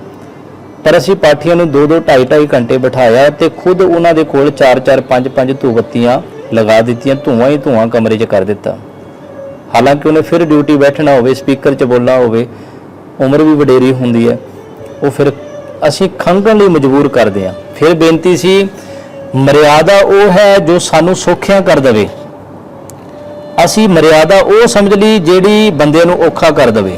ਆਪਾਂ ਵਿਚਾਰਾਂਗੇ ਬਹੁਤ ਲੋਕਾਂ ਨੇ ਮਰਿਆਦਾ ਬਣਾ ਦਿੱਤੀ, ਜਦੋਂ ਵੀ ਪਾਠ ਕਰਨਾ ਕੇਸੀ ਇਸ਼ਨਾਨ ਕਰੋ ਸਰਦੀਆਂ ਦੇ ਵਿੱਚ, ਕਿਉਂਕਿ ਕੇਸੀ ਇਸ਼ਨਾਨ ਆਮ ਕਰਕੇ ਸੰਡੇ ਨੂੰ ਕੀਤਾ ਜਾਂਦਾ। ਕਿਉਂਕਿ ਸਾਨੂੰ ਕੇਸ ਵਾਹਣ ਦਾ ਵੀ ਸਮਾਂ ਮਿਲ ਜਾਵੇ, ਸੁਕਾਉਣ ਦਾ ਵੀ ਸਮਾਂ ਮਿਲ ਜਾਵੇ, ਤੇਲ ਲਾਉਣ ਦਾ ਵੀ ਸਮਾਂ ਮਿਲ ਜਾਵੇ। ਜੇ ਤੁਸੀਂ ਕਿਸੇ ਪਾਠੀ ਨੂੰ ਕਹੋਗੇ ਵੀ ਤੂੰ ਕੇਸੀ ਇਸ਼ਨਾਨ ਹੁਣੇ ਕਰ, ਪੌਣੇ 2 ਵਜੇ ਤੇ 2 ਵਜੇ ਬੈਠ, ਕੀ ਉਹ ਗਿੱਲਾ ਸਿਰ ਲੈ ਕੇ ਪਾਠ ਕਰੇਗਾ? ਕੱਪੜਾ ਬੰਨ ਕੇ, ਪੱਗ ਬੰਨ ਕੇ, ਦਮਾਲਾ ਬੰਨ ਕੇ। ਤੇ ਜੇ ਰਾਤ ਨੂੰ 2 ਤੋਂ 4 ਗਿੱਲੇ ਸਿਰ ਦੇ ਵਿੱਚ ਲਗਾਤਾਰ 2 ਘੰਟੇ ਬੈਠਿਆ, ਤੁਸੀਂ ਆਪ ਅੰਦਾਜ਼ਾ ਲਾ ਸਕਦੇ ਹੋ। ਸਰਦੀਆਂ ਦਾ ਸਮਾਂ ਹੋਵੇ, ਖਾਂਸੀ ਜ਼ੁਕਾਮ ਹੋਣਾ, ਇਹ ਅਸੀਂ ਉਹਨੂੰ ਕਹਿ ਰਹੇ ਵੀ ਤੈਨੂੰ ਖਾਂਸੀ ਹੋਏ, ਤੈਨੂੰ ਜ਼ੁਕਾਮ ਹੋਏ, ਕਿਉਂਕਿ ਅਸੀਂ ਪਾਬੰਦੀ ਬਣਾ ਰਹੇ ਹਾਂ ਤੂੰ ਗਿੱਲਾ ਸਿਰ ਕਰਕੇ ਪਾਠ ਕਰਨਾ ਹੈ। ਗੁਰੂ ਗ੍ਰੰਥ ਸਾਹਿਬ ਦੇ ਵਿੱਚ ਕਿਤੇ ਨਹੀਂ ਲਿਖਿਆ, ਮਰਿਆਦਾ ਵਿੱਚ ਕਿਤੇ ਨਹੀਂ ਲਿਖਿਆ। ਸਾਫ਼ ਸੁਥਰਾ ਹੋਣਾ ਸਾਡਾ ਇੱਕ ਫਰਜ਼ ਹੈ, ਇੱਕ ਕਾਮਨ ਸੈਂਸ ਹੈ, ਪਰ ਉਹਨੂੰ ਤੁਸੀਂ ਮਰਿਆਦਾ ਦੇ ਵਿੱਚ ਢਾਲ ਕੇ ਪਾਬੰਦੀ ਬਣਾ ਦਿਓ। ਐਸੀ ਕਰੜੀ ਮਰਿਆਦਾ ਸਾਨੂੰ ਕਿਤੋਂ ਨਹੀਂ ਮਿਲਦੀ। ਯਾਦ ਰੱਖੋ ਜੀ, ਸੁਚੇਤ ਰਹੋ। ਲੋਕ ਕਹਿੰਦੇ ਜੀ ਅਸੀਂ ਸੁੱਚਾ ਪਾਠ ਕਰਾਉਣਾ ਹੈ। ਸੁੱਚਾ ਪਾਠ ਕਹਿੰਦੇ ਕਿਹੜਾ? ਕਹਿੰਦੇ ਜਿਸ ਵਿੱਚ 5-6 ਪਾਠੀ ਕੇਸੀ ਇਸ਼ਨਾਨ ਕਰਕੇ ਪਾਠ ਕਰਦੇ ਹਨ। ਨਹੀਂ, ਸੁੱਚਾ ਪਾਠ ਉਹ ਹੈ ਜਿਹੜਾ ਪਾਠ ਅਸੀਂ ਕੋਲ ਬੈਠ ਕੇ ਸੁਣ ਲਈਏ, ਉਹ ਸਭ ਤੋਂ ਸੁੱਚਾ ਪਾਠ ਹੈ। ਜਿਹੜਾ ਪਾਠ ਅਸੀਂ ਖੁਦ ਕਰ ਲਈਏ, ਉਹ ਸਭ ਤੋਂ ਸੁੱਚਾ ਪਾਠ ਹੈ। ਤਾਂ ਬੜੇ ਧਿਆਨ ਨਾਲ ਸੁਣੋ। ਇੱਥੇ ਲਿਖਿਆ ਗਿਆ ਧੂਪ ਦੀਵੇ ਜਗਾਣੇ, ਆਰਤੀ ਕਰਨੀ, ਇਹ ਮਨਮਤ ਹੈ। ਭੋਗ ਲਾਉਣਾ ਸਿੱਖੀ ਦੀ ਮਰਿਆਦਾ ਨਹੀਂ ਹੈ। ਜੋਤਾਂ ਜਗਾਣੀਆਂ, ਪੁਰਾਣੇ ਸਮੇਂ ਦੇ ਵਿੱਚ ਜੋਤ ਜਗਾਈ ਜਾਂਦੀ ਸੀ, ਲਾਈਟ ਨਹੀਂ ਹੁੰਦੀ ਸੀ, ਇਨਵਰਟਰ ਨਹੀਂ ਹੁੰਦਾ ਸੀ, ਬਲਬ ਨਹੀਂ ਹੁੰਦਾ ਸੀ, ਮੋਬਾਈਲ ਟਾਰਚ ਨਹੀਂ ਹੁੰਦਾ ਸੀ, ਤਾਂ ਜੋ ਪਾਠ ਕੋਈ ਕਰ ਰਿਹਾ ਹੈ, ਇੱਕੋ ਦਮ ਇੱਕ ਬਲਬ ਜਗਿਆ ਹੋਇਆ ਹੈ ਯੈਲੋ ਲਾਈਟ ਵਾਲਾ, ਉਹ ਫਿਊਜ਼ ਹੋ ਗਿਆ, ਕੋਈ ਤਾਰ ਹਿੱਲ ਗਈ, ਹਨੇਰਾ ਹੋ ਗਿਆ, ਕੋਲ ਦੀਵਾ ਜਗਦਾ ਹੁੰਦਾ ਸੀ। ਸਿਆਣੇ ਕਹਿੰਦੇ ਸੀ ਵੀ ਚਲੋ ਦੀਵਾ ਤੇ ਜਗ ਹੀ ਰਿਹਾ ਹੈ, ਇਹਦੇ ਵਿੱਚ ਦੇਸੀ ਘਿਓ ਪਾ ਦਿਓ, ਇੱਕ ਤੇ ਦੀਵਾ ਵੀ ਜਗੇਗਾ, ਦੇਸੀ ਘਿਓ ਦੀ ਖੁਸ਼ਬੂ ਜਿਹੜੀ ਹੈ ਉਹ ਸਾਰੇ ਕਮਰੇ ਵਿੱਚ ਪਰਫਿਊਮ ਦਾ ਕੰਮ ਕਰੇਗੀ, ਤਾਂ ਕਰਕੇ ਉਹ ਜੋਤ ਪ੍ਰਚਲਿਤ ਹੋ ਗਈ। ਅਸੀਂ ਹੁਣ 10 ਪਾਤਸ਼ਾਹੀਆਂ ਦੀ ਜੋਤ ਗੁਰੂ ਗ੍ਰੰਥ ਸਾਹਿਬ 'ਚ ਕਦੇ ਧਿਆਨ ਨਹੀਂ ਦੇ ਰਹੇ, ਪਰ ਸਾਡਾ ਧਿਆਨ ਉਹ ਹੈ ਵੀ ਜੋਤ ਬੁਝ ਗਈ, ਜਗ ਗਈ, ਘਟ ਗਈ, ਬਲ ਗਈ, ਬਸ ਇੱਥੇ ਉਲਝੇ ਆ। ਪਰਿਵਾਰ ਆਉਂਦਾ 15 ਮਿੰਟ ਬਾਅਦ ਗੇੜਾ ਮਾਰਦਾ, ਉਹਨੂੰ ਪਾਠ ਦੀ ਕੋਈ ਸੋਝੀ ਨਹੀਂ ਵੀ ਮੈਂ ਘੱਟੋ ਘੱਟ ਇੱਕ ਸ਼ਬਦ ਹੀ ਸੁਣ ਲਿਆ, ਉਹ ਗੇੜਾ ਮਾਰਦਾ ਕੈਂਚੀ ਨਾਲ ਧੂਵਤੀ ਜੀ, ਕਦੇ ਜੋਤ ਜੀ ਉੱਪਰ ਚੁੱਕ ਗਿਆ, ਬਸ ਉਹਨਾਂ ਦਾ ਜੋਤ। ਕਿਉਂਕਿ ਸਾਡਾ ਜਿਹੜਾ ਗੁਰੂ ਗ੍ਰੰਥ ਸਾਹਿਬ ਜੀ ਦੀ ਜੋਤ ਹੈ, ਇੱਥੇ ਧਿਆਨ ਨਹੀਂ, ਸਾਡਾ ਜੋਤ ਕਿਤੇ ਹੋਰ ਪਾਸੇ ਬਣਾ ਦਿੱਤਾ ਗਿਆ। ਯਾਦ ਰੱਖੋ ਜੇ ਉਸ ਸਮੇਂ ਰੋਸ਼ਨੀ ਦਾ ਸਾਧਨ ਸੀ ਇੱਕ ਜੋਤ, ਖੁਸ਼ਬੂ ਦਾ ਸਾਧਨ ਸੀ ਇੱਕ ਜੋਤ। ਅੱਜ ਅਸੀਂ ਰੂਮ ਸਪਰੇਅ ਕਰ ਸਕਦੇ ਹਾਂ, ਧੂਆਂ ਵੀ ਨਹੀਂ ਹੋਵੇਗਾ, ਪਾਠੀ ਨੂੰ ਦਿੱਕਤ ਵੀ ਨਹੀਂ ਹੋਏਗੀ, ਤੇ ਨਾ ਹੀ ਕੋਈ ਅੱਗ ਲੱਗਣ ਦੀ ਬੇਅਦਬੀ ਦਾ ਖਤਰਾ ਹੋਵੇਗਾ। ਤੁਸੀਂ ਸਰਚ ਕਰ ਲਿਓ ਜਾਂ ਸਿਆਣੇ ਤੋਂ ਕਿਸੇ ਤੋਂ ਪੁੱਛ ਲਿਓ, ਜਿੰਨੇ ਵੀ ਗੁਰਦੁਆਰੇ ਸਾਹਿਬ ਅਗਨ ਭੇਟ ਹੋਏ ਹਨ, ਗੁਰੂ ਗ੍ਰੰਥ ਸਾਹਿਬ ਜੀ ਦੇ ਅਗਨ ਭੇਟ ਹੋਏ ਹਨ, ਸਭ ਤੋਂ ਵੱਧ ਪਰਸੈਂਟੇਜ ਰੀਜ਼ਨ ਜਿਹੜਾ ਹੈ ਉਹ ਜੋਤ ਲੱਗਣਾ ਹੈ। ਕਿਉਂਕਿ ਰਾਤ ਨੂੰ ਗੁਰਦੁਆਰਿਆਂ 'ਚ ਜੋਤ ਜਗਦੀ ਰਹਿੰਦੀ ਹੈ, ਤੇ ਜੋਤ ਲੱਗਣ ਕਰਕੇ ਘਿਓ ਦੀਆਂ ਥਿੰਦਾਂ ਉਸ ਜੋਤ ਦੇ ਬੋਡੀ ਪਾਰਟ ਨੂੰ, ਲੱਕੜੀ ਨੂੰ ਲੱਗੀ ਰਹਿੰਦੀ ਹੈ, ਤੇ ਉਹ ਅੱਗ ਫੜ ਲੈਂਦਾ ਹੈ, ਜਿਸ ਨਾਲ ਬਹੁਤ ਜ਼ਿਆਦਾ ਸਰੂਪ ਗੁਰਦੁਆਰਾ ਸਾਹਿਬ ਤੇ ਰਮਾਲੇ ਸਾਹਿਬ ਬੇਅਦਬੀ ਇਤਿਆਦਿਕ ਹੋ ਜਾਂਦੀ ਹੈ। ਸੋ ਇਸ ਕਰਕੇ ਜੋਤ ਇੱਕ ਉਸ ਸਮੇਂ ਰੋਸ਼ਨੀ ਦਾ ਸਾਧਨ ਸੀ। ਇੱਥੇ ਲਿਖਿਆ ਗਿਆ ਜੋਤਾਂ ਜਗਾਉਣੀਆਂ ਮਨਮਤ ਹੈ, ਟੱਲ ਖੜਕਾਉਣੀ ਮਨਮਤ ਹੈ, ਇਹ ਸਾਰੇ ਕਰਮ ਗੁਰਮਤਿ ਅਨੁਸਾਰ ਨਹੀਂ ਹਨ। ਹਾਂ, ਸਥਾਨ ਨੂੰ ਸੁਗੰਧਿਤ ਕਰਨ ਲਈ ਕੋਈ ਵੀ ਉਪਰਾਲਾ ਕੀਤਾ ਜਾ ਸਕਦਾ ਹੈ, ਕਿਉਂਕਿ ਸਾਡਾ ਮੇਨ ਵਿਸ਼ਾ ਸੀ ਸੁਗੰਧਿਤ ਕਰਨਾ, ਨਾ ਕਿ ਕਿਸੇ ਨੂੰ ਡਿਸਟਰਬ ਕਰਨਾ। ਕਮਰੇ ਅੰਦਰ ਰੋਸ਼ਨੀ ਲਈ ਤੇਲ, ਘੀ, ਮੋਮਬੱਤੀ, ਬਿਜਲੀ, ਲੈਂਪ, ਕਿਉਂਕਿ ਜਦੋਂ ਦੀ ਮਰਿਆਦਾ ਬਣੀ ਹੈ, ਅੱਜ ਦੇ ਲਈ ਅਸੀਂ ਕਹਾਂਗੇ ਇਨਵਰਟਰ, ਕੋਈ ਚਾਰਜਰ, ਬੈਟਰੀ, ਕੋਈ ਲਾਈਟ, ਕੋਈ ਵੀ ਕੋਲ ਹੋਣੀ ਜ਼ਰੂਰੀ ਹੈ। ਸ਼੍ਰੀ ਗੁਰੂ ਗ੍ਰੰਥ ਸਾਹਿਬ ਜੀ ਦੇ ਤੁੱਲ ਬਰਾਬਰ ਕਿਸੇ ਪੁਸਤਕ ਨੂੰ ਸਥਾਪਿਤ ਕੀਤਾ ਨਹੀਂ ਜਾ ਸਕਦਾ, ਚਾਹੇ ਉਹ ਕੋਈ ਵੀ ਹੋਵੇ। ਗੁਰੂ ਗ੍ਰੰਥ ਸਾਹਿਬ ਜੀ ਦੇ ਤੁੱਲ, ਚਾਹੇ ਕੋਈ ਉਹ ਗ੍ਰੰਥ ਰੂਪ 'ਚ ਹੋਵੇ, ਲਿਖਤ ਰੂਪ 'ਚ ਹੋਵੇ, ਕਿਸੇ ਨੂੰ ਪ੍ਰਕਾਸ਼ਿਤ, ਚਾਹੇ ਕੋਈ ਦੇਹਧਾਰੀ ਬੰਦਾ ਆਪਣੇ ਆਪ ਨੂੰ ਗੱਦੀ ਲਾ ਕੇ ਬੈਠਣ ਦੀ ਕੋਸ਼ਿਸ਼ ਕਰਦਾ ਹੈ, ਉਹ ਬਹੁਤ ਵੱਡੀ ਬੇਅਦਬੀ ਹੈ। ਗੁਰਦੁਆਰੇ ਵਿੱਚ ਕੋਈ ਮੂਰਤੀ ਪੂਜਾ ਜਾਂ ਹੋਰ ਗੁਰਮਤਿ ਦੇ ਵਿਰੁੱਧ ਕੋਈ ਰੀਤੀ ਜਾਂ ਸੰਸਕਾਰ ਨਾ ਹੋਵੇ, ਨਾ ਹੀ ਕੋਈ ਅਨਮਤ ਦਾ ਤਿਉਹਾਰ ਮਨਾਇਆ ਜਾਵੇ, ਤੇ ਨਾ ਕਿਸੇ ਮੌਕੇ ਜਾਂ ਇਕੱਤਰਤਾ ਨੂੰ ਗੁਰਮਤਿ ਦੇ ਪ੍ਰਚਾਰ ਲਈ ਵਰਤਣਾ ਅਯੋਗ ਹੈ, ਅਯੋਗ ਨਹੀਂ ਹੈ। ਬੜੇ ਧਿਆਨ ਨਾਲ ਸੁਣੇ ਜੋ ਸ਼ਬਦ ਲਿਖੇ ਨੇ। ਅਸੀਂ ਕੀ ਕਰਦੇ ਹਾਂ, ਪਿੱਛੇ ਜੇ ਪਰਿਵਾਰ ਇਹੋ ਜਿਹੇ ਆਏ, ਉਹਨਾਂ ਕਿਹਾ ਜੀ ਅਸੀਂ ਗੁਰਦੁਆਰਾ ਸਾਹਿਬ ਅਰਦਾਸ ਕਰਾਉਣੀ ਆ। ਅਸੀਂ ਪੁੱਛਿਆ ਵੀ ਕਾਹਦੀ ਅਰਦਾਸ ਹੈ ਜੀ? ਬੱਚੇ ਦਾ ਜਨਮ ਦਿਨ ਹੈ, ਕੋਈ ਵਿਆਹ ਦੀ ਵਰ੍ਹੇਗੰਢ ਹੈ, ਐਨੀਵਰਸਰੀ, ਕਿਸੇ ਬਜ਼ੁਰਗ ਦੀ ਯਾਦ ਨੂੰ। ਕਹਿੰਦੇ ਨਹੀਂ, ਅਸੀਂ ਸਾਡੇ ਬੱਚੇ ਦਾ ਵਿਆਹ ਹੈ, ਅਸੀਂ ਪਰਿਵਾਰ ਵਾਲੇ ਘੜੋਲੀ ਭਰਨ ਆਏ ਹਨ, ਘੜੋਲੀ ਭਰਨ ਦੀ ਅਰਦਾਸ ਕਰੋ। ਹੋਰ ਮਨਮਤ, ਅਣਜਾਣਪੁਣੀ ਦੀ ਨਿਸ਼ਾਨੀ। ਇਹੋ ਜਿਹੇ ਕੰਮਾਂ ਲਈ ਗੁਰਦੁਆਰਾ ਸਾਹਿਬ ਨਹੀਂ ਬਣਿਆ।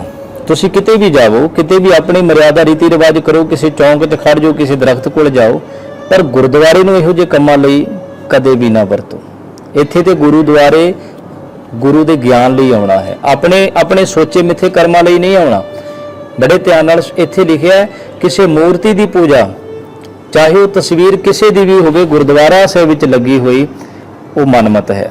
ਅਸੀਂ ਕਿਸੇ ਬੋਡੀ ਦਾ, ਸਰੀਰ ਦਾ ਪ੍ਰਚਾਰ ਨਹੀਂ ਕਰਨਾ, ਅਸੀਂ ਗੁਰੂ ਦੇ ਗਿਆਨ ਦਾ ਪ੍ਰਚਾਰ ਕਰਨਾ ਹੈ। ਗੁਰੂ ਇੱਕ ਸ਼ਬਦ ਹੈ, ਗੁਰੂ ਇੱਕ ਗਿਆਨ ਹੈ, ਗੁਰੂ ਫੋਟੋ ਤਸਵੀਰ ਨਹੀਂ ਹੈ। ਸੋ ਇਸ ਕਰਕੇ ਇੱਥੇ ਲਿਖਿਆ ਹੈ, ਗੁਰੂ ਗ੍ਰੰਥ ਸਾਹਿਬ ਜੀ ਦੇ ਪੰਗੂੜੇ ਦੇ ਪਾਵਿਆਂ ਨੂੰ ਮੁੱਠੀਆਂ ਭਰਨੀਆਂ। ਜਿਹੜਾ ਗੁਰੂ ਗ੍ਰੰਥ ਸਾਹਿਬ ਜੀ ਦਾ ਪ੍ਰਕਾਸ਼ ਕੀਤਾ ਜਾਂਦਾ ਹੈ, ਜਿਸ ਥਾਂ ਤੇ ਪ੍ਰਕਾਸ਼ ਕੀਤਾ ਜਾਂਦਾ ਉਹਨੂੰ ਪੀੜਾ ਕਿਹਾ ਜਾਂਦਾ ਹੈ, ਤੇ ਉਹ ਇੱਕ ਸਾਧਨ ਹੈ ਸਤਿਗੁਰ ਦੇ ਪ੍ਰਕਾਸ਼ ਲਈ, ਨਾ ਕਿ ਉਹ ਗੁਰੂ ਸਾਹਿਬ ਜੀ ਦੇ ਪੈਰ ਹਨ। ਸਾਰਾ ਸਾਲ ਅਸੀਂ ਪੈਰ ਸਮਝ ਕੇ ਮੁੱਠੀਆਂ ਭਰਦੇ ਰਹਿੰਦੇ ਹਾਂ ਪੀੜੇ ਦੇ ਪਾਵੇ ਨੂੰ, ਤੇ ਜਦੋਂ ਰੱਖੜੀ ਆਉਂਦੀ ਹੈ ਉਸੇ ਪੈਰ ਨੂੰ ਅਸੀਂ ਰੱਖੜੀ ਬੰਨ੍ਹ ਦਿੰਦੇ ਹਾਂ। ਇਹ ਸਾਡੀ ਸੋਚ ਹੈ। ਅਸੀਂ ਇਹ ਜਾਣਨਾ ਹੈ ਕਿ ਗੁਰੂ ਦੀ ਸੋਚ ਕੀ ਹੈ।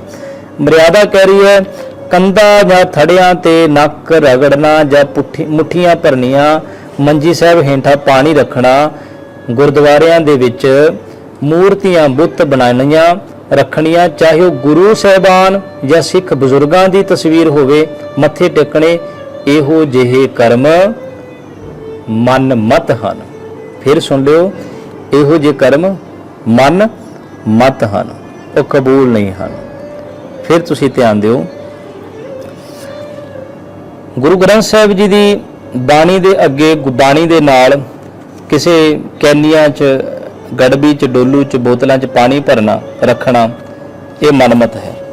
ਬੇਨਤੀ ਹੈ ਕਿ ਪੁਰਾਣੇ ਸਮੇਂ ਦੇ ਵਿੱਚ ਇਹ ਚੀਜ਼ਾਂ ਦੀ ਲੋੜ ਪੈਂਦੀ ਸੀ।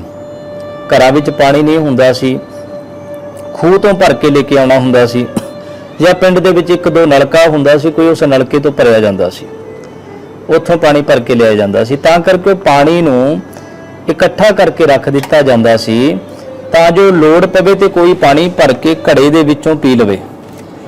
ਤੇ ਹੁਣ ਸਾਡੇ ਘਰਾਂ ਵਿੱਚ ਪਾਣੀ ਆਮ ਮਿਲ ਜਾਂਦਾ ਹੈ, ਫਿਰ ਵੀ ਅਸੀਂ ਘੜਾ ਤੇ ਪਾਣੀ ਰੱਖ ਰਹੇ ਹਾਂ, ਤੇ ਫਿਰ ਅਸੀਂ ਉਹ ਪਾਣੀ ਨੂੰ ਪ੍ਰਸ਼ਾਦ ਦੇ ਵਜੋਂ ਵਰਤ ਕੇ ਪੀ ਰਹੇ ਹਾਂ।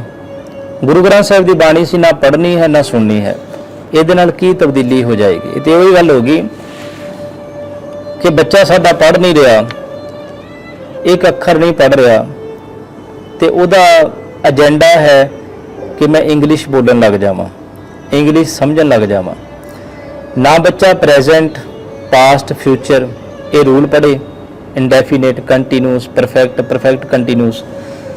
ਤੇ ਬੱਚਾ ਕੀ ਕਹੇ, ਸਕੂਲ ਦੇ ਪ੍ਰਿੰਸੀਪਲ ਨੂੰ ਜੋ ਇੰਗਲਿਸ਼ ਬੋਲ ਲੈਂਦੇ ਨੇ ਵਧੀਆ, ਉਹਨਾਂ ਨੂੰ ਬੁਲਾਏ, ਉਹਨਾਂ ਦੇ ਪਾਣੀ ਨੂੰ, ਜੂਠੇ ਪਾਣੀ ਨੂੰ ਪੀ ਲਏ, ਜਾਂ ਉਹ ਬੱਚਾ ਟੀਚਰ ਨੂੰ ਕਹੇ ਵੀ ਤੁਸੀਂ ਸਾਰੀ ਡਿਕਸ਼ਨਰੀ ਸਿਲੇਬਸ ਕੋਲ ਬੈਠ ਕੇ ਪੜ੍ਹ ਦਿਓ, ਮੈਂ ਪਾਣੀ ਰੱਖ ਦਿਆਂਗਾ ਤੇ ਉਹ ਪਾਣੀ ਬਾਅਦ ਵਿੱਚ ਮੈਂ ਪੀ ਲਿਆਂਗਾ। ਤੁਸੀਂ ਖੁਦ ਦੱਸੋ ਕਿ ਸਾਡਾ ਬੱਚਾ ਇਸ ਤਰ੍ਹਾਂ ਇੰਗਲਿਸ਼ ਬੋਲਣ ਲੱਗ ਜਾਏਗਾ? ਅਸੀਂ ਟੀਚਰ ਨੂੰ ਕਹਿ ਦਾਂਗੇ ਅਸੀਂ ਤੁਹਾਡੀ ਫੀਸ ਦੇ ਦਿਆਂਗੇ, ਬਸ ਅਸੀਂ ਤੁਹਾਡੇ ਕੋਲ ਪਾਣੀ ਭਰ ਕੇ ਰੱਖਣਾ ਹੈ ਤੇ ਤੁਸੀਂ ਸਾਰੀ ਡਿਕਸ਼ਨਰੀ ਪੜ੍ਹ ਲਓ। ਕੀ ਉਹ ਡਿਕਸ਼ਨਰੀ ਦਾ ਗਿਆਨ ਘਰ ਵਿੱਚ ਪਏ ਹੋਏ ਪਾਣੀ ਦੇ ਵਿੱਚ ਪ੍ਰਵੇਸ਼ ਹੋ ਜਾਵੇਗਾ? ਕੀ ਉਹ ਪਾਣੀ ਪੀਣ ਨਾਲ ਸਾਡਾ ਬੱਚਾ ਇੰਟੈਲੀਜੈਂਟ ਹੋ ਜਾਵੇਗਾ? ਨਹੀਂ। ਬੱਚੇ ਨੂੰ ਖੁਦ ਰੂਲ ਸਿੱਖਣੇ ਪੈਣਗੇ, ਬੱਚੇ ਨੂੰ ਕੁਝ ਸ਼ਬਦ ਯਾਦ ਕਰਨੇ ਪੈਣਗੇ। ਗੁਰੂ ਗ੍ਰੰਥ ਸਾਹਿਬ ਜੀ ਦਾ ਗਿਆਨ ਵੀ ਇਸੇ ਤਰ੍ਹਾਂ ਹੈ।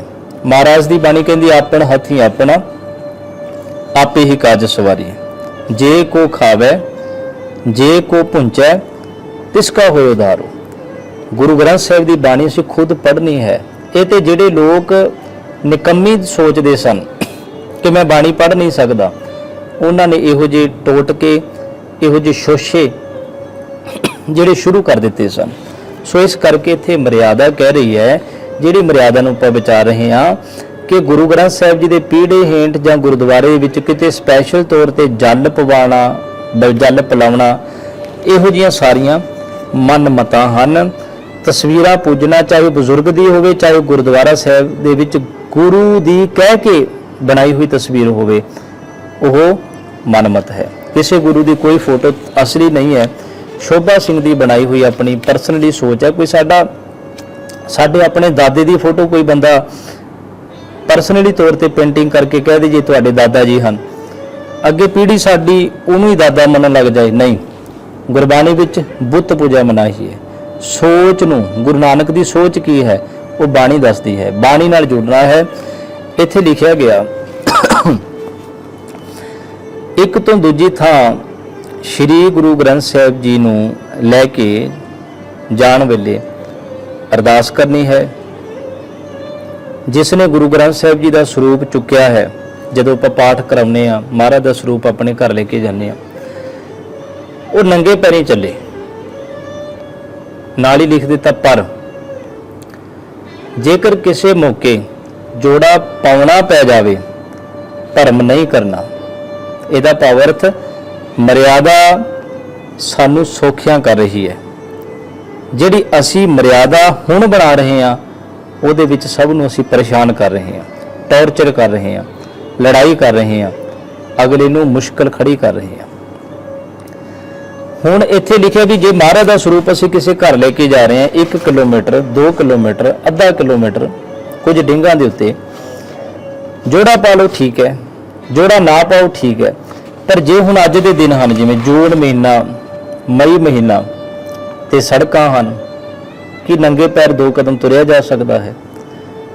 ਰੇਤਲੇ ਇਲਾਕਿਆਂ ਦੇ ਵਿੱਚ, ਰਾਜਸਥਾਨ ਹੋਰ ਇਲਾਕੇ ਨੇ, ਉੱਥੇ ਕਿਤੇ ਪ੍ਰਕਾਸ਼ ਕਰਨਾ ਹੋਵੇ, ਰੇਤ ਦੇ ਉੱਤੇ ਨੰਗੇ ਪੈਰ ਕੌਣ ਤੁਰ ਸਕਦਾ ਹੈ?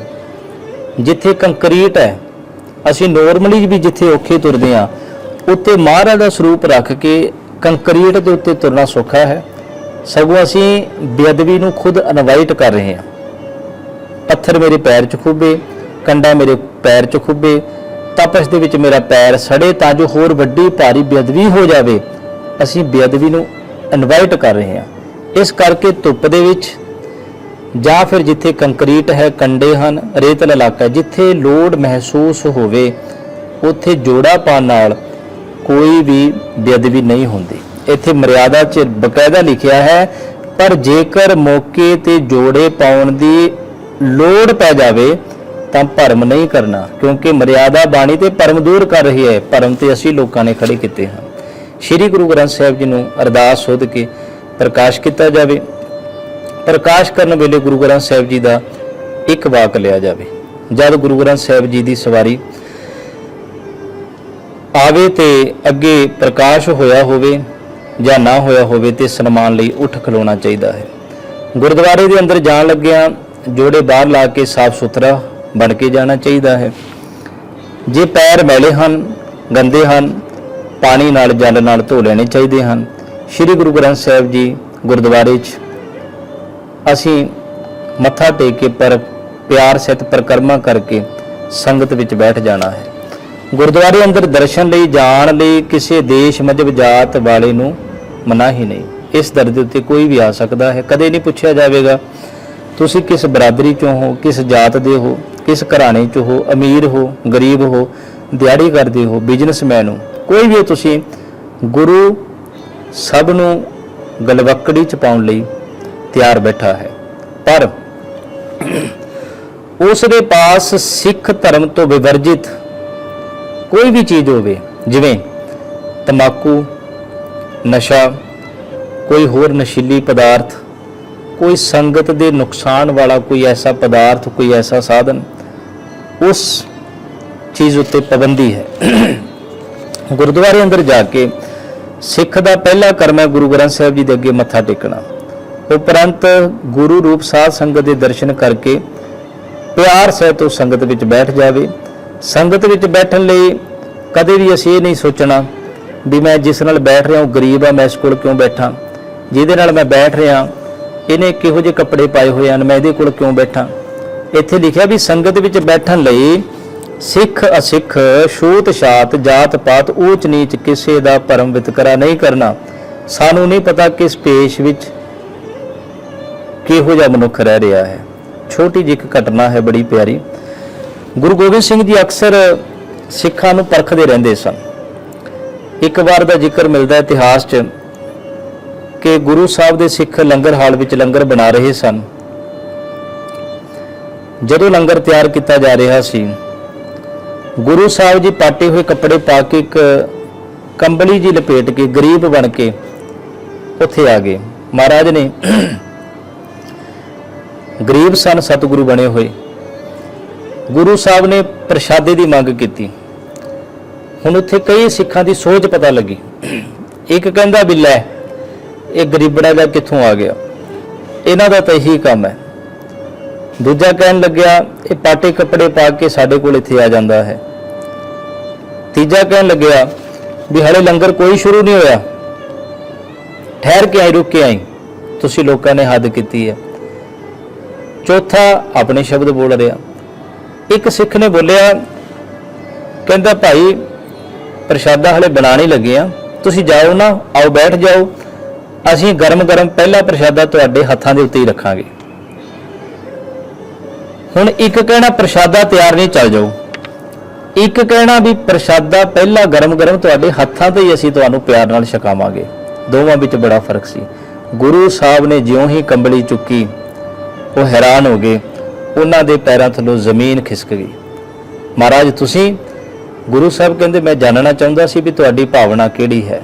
ਮੈਂ ਗਰੀਬ ਬਣ ਕੇ ਆਇਆ ਹਾਂ, ਜੇ ਕੱਲ ਨੂੰ ਕੋਈ ਸੱਚ ਵਿੱਚ ਗੁਰੂ ਘਰ ਵੇਖ ਕੇ ਗਰੀਬ ਆ ਗਿਆ ਤੇ ਤੁਸੀਂ ਇਸ ਤਰ੍ਹਾਂ ਬਿਹਾਵ ਕਰੋਗੇ, ਇਸ ਤਰ੍ਹਾਂ ਉਹਨਾਂ ਨਾਲ ਗੱਲਬਾਤ ਕਰੋਗੇ। ਉਹਨਾਂ ਨੇ ਮਾਫੀ ਮੰਗੀ ਤੇ ਗੁਰੂ ਸਾਹਿਬ ਨੇ ਸਿੱਖਾਂ ਨੂੰ ਸਮਝਾਇਆ ਕਿ ਭਾਈ ਲੋੜਵੰਦ ਹੀ ਲੰਗਰ ਵਿੱਚ ਆਵੇਗਾ, ਰੱਜਿਆ ਪੁੱਜਿਆ ਉਹਦੇ ਕੋਲ ਬੜੇ ਉਪਰਾਲੇ ਹਨ। ਜੇ ਲੋੜਵੰਦ ਆ ਗਿਆ, ਕੋਈ ਵੀ ਸਮਾਂ ਹੋਵੇ, ਦੇਰ ਹਨੇਰ ਹੋਵੇ, ਉਸ ਲੋੜਵੰਦ ਦੀ ਅਸੀਂ ਸਹਾਇਤਾ ਕਰਨੀ ਹੈ। ਲੰਗਰ ਦਾ ਅਰਥ ਹੀ ਹੈ। ਤੇ ਉਸ ਸਿੱਖ ਨੂੰ ਗੁਰੂ ਸਾਹਿਬ ਨੇ ਸ਼ਾਬਾਸ਼ੀ ਦਿੱਤੀ, ਜਿਹਨੇ ਕਿਹਾ ਸੀ ਮਹਾਰਾਜ ਗਰੀਬ ਨੂੰ ਕਿਹਾ ਸੀ, ਗਰੀਬ ਜਾਣ ਕੇ ਕਿਹਾ ਸੀ ਕਿ ਤੁਸੀਂ ਬੈਠੋ ਤੇ ਅਸੀਂ ਪਹਿਲਾ ਗਰਮ ਪ੍ਰਸ਼ਾਦਾ ਤੁਹਾਨੂੰ ਮਾਨ ਸਤਿਕਾਰ ਨਾਲ ਛਕਾਵਾਂਗੇ।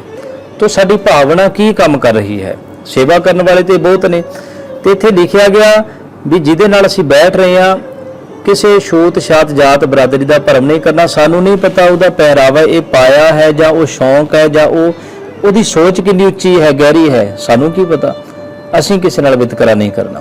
ਕਿਸੇ ਮਨੁੱਖ ਦਾ ਸਤਿਗੁਰਾਂ ਦੇ ਪ੍ਰਕਾਸ਼ ਸਮੇਂ ਸੰਗਤ ਵਿੱਚ ਗਦੇਲਾ, ਆਸਣ, ਕੁਰਸੀ, ਚੌਂਕੀ, ਮੰਜਾ ਆਦਿ ਲਾ ਕੇ ਬੈਠਣਾ ਜਾਂ ਕਿਸੇ ਹੋਰ ਵਿਤਕਰੇ ਨਾਲ ਬੈਠਣਾ ਮਨਮਤ ਹੈ। ਇਹ ਬੜੇ ਧਿਆਨ ਨਾਲ ਸੁਣ ਲਿਓ, ਕਿਉਂਕਿ ਅੱਜ ਕੱਲ ਇਹੋ ਜਿਹੀ ਮਰਿਆਦਾ ਬਹੁਤ ਬਣਾਈ ਗਈ।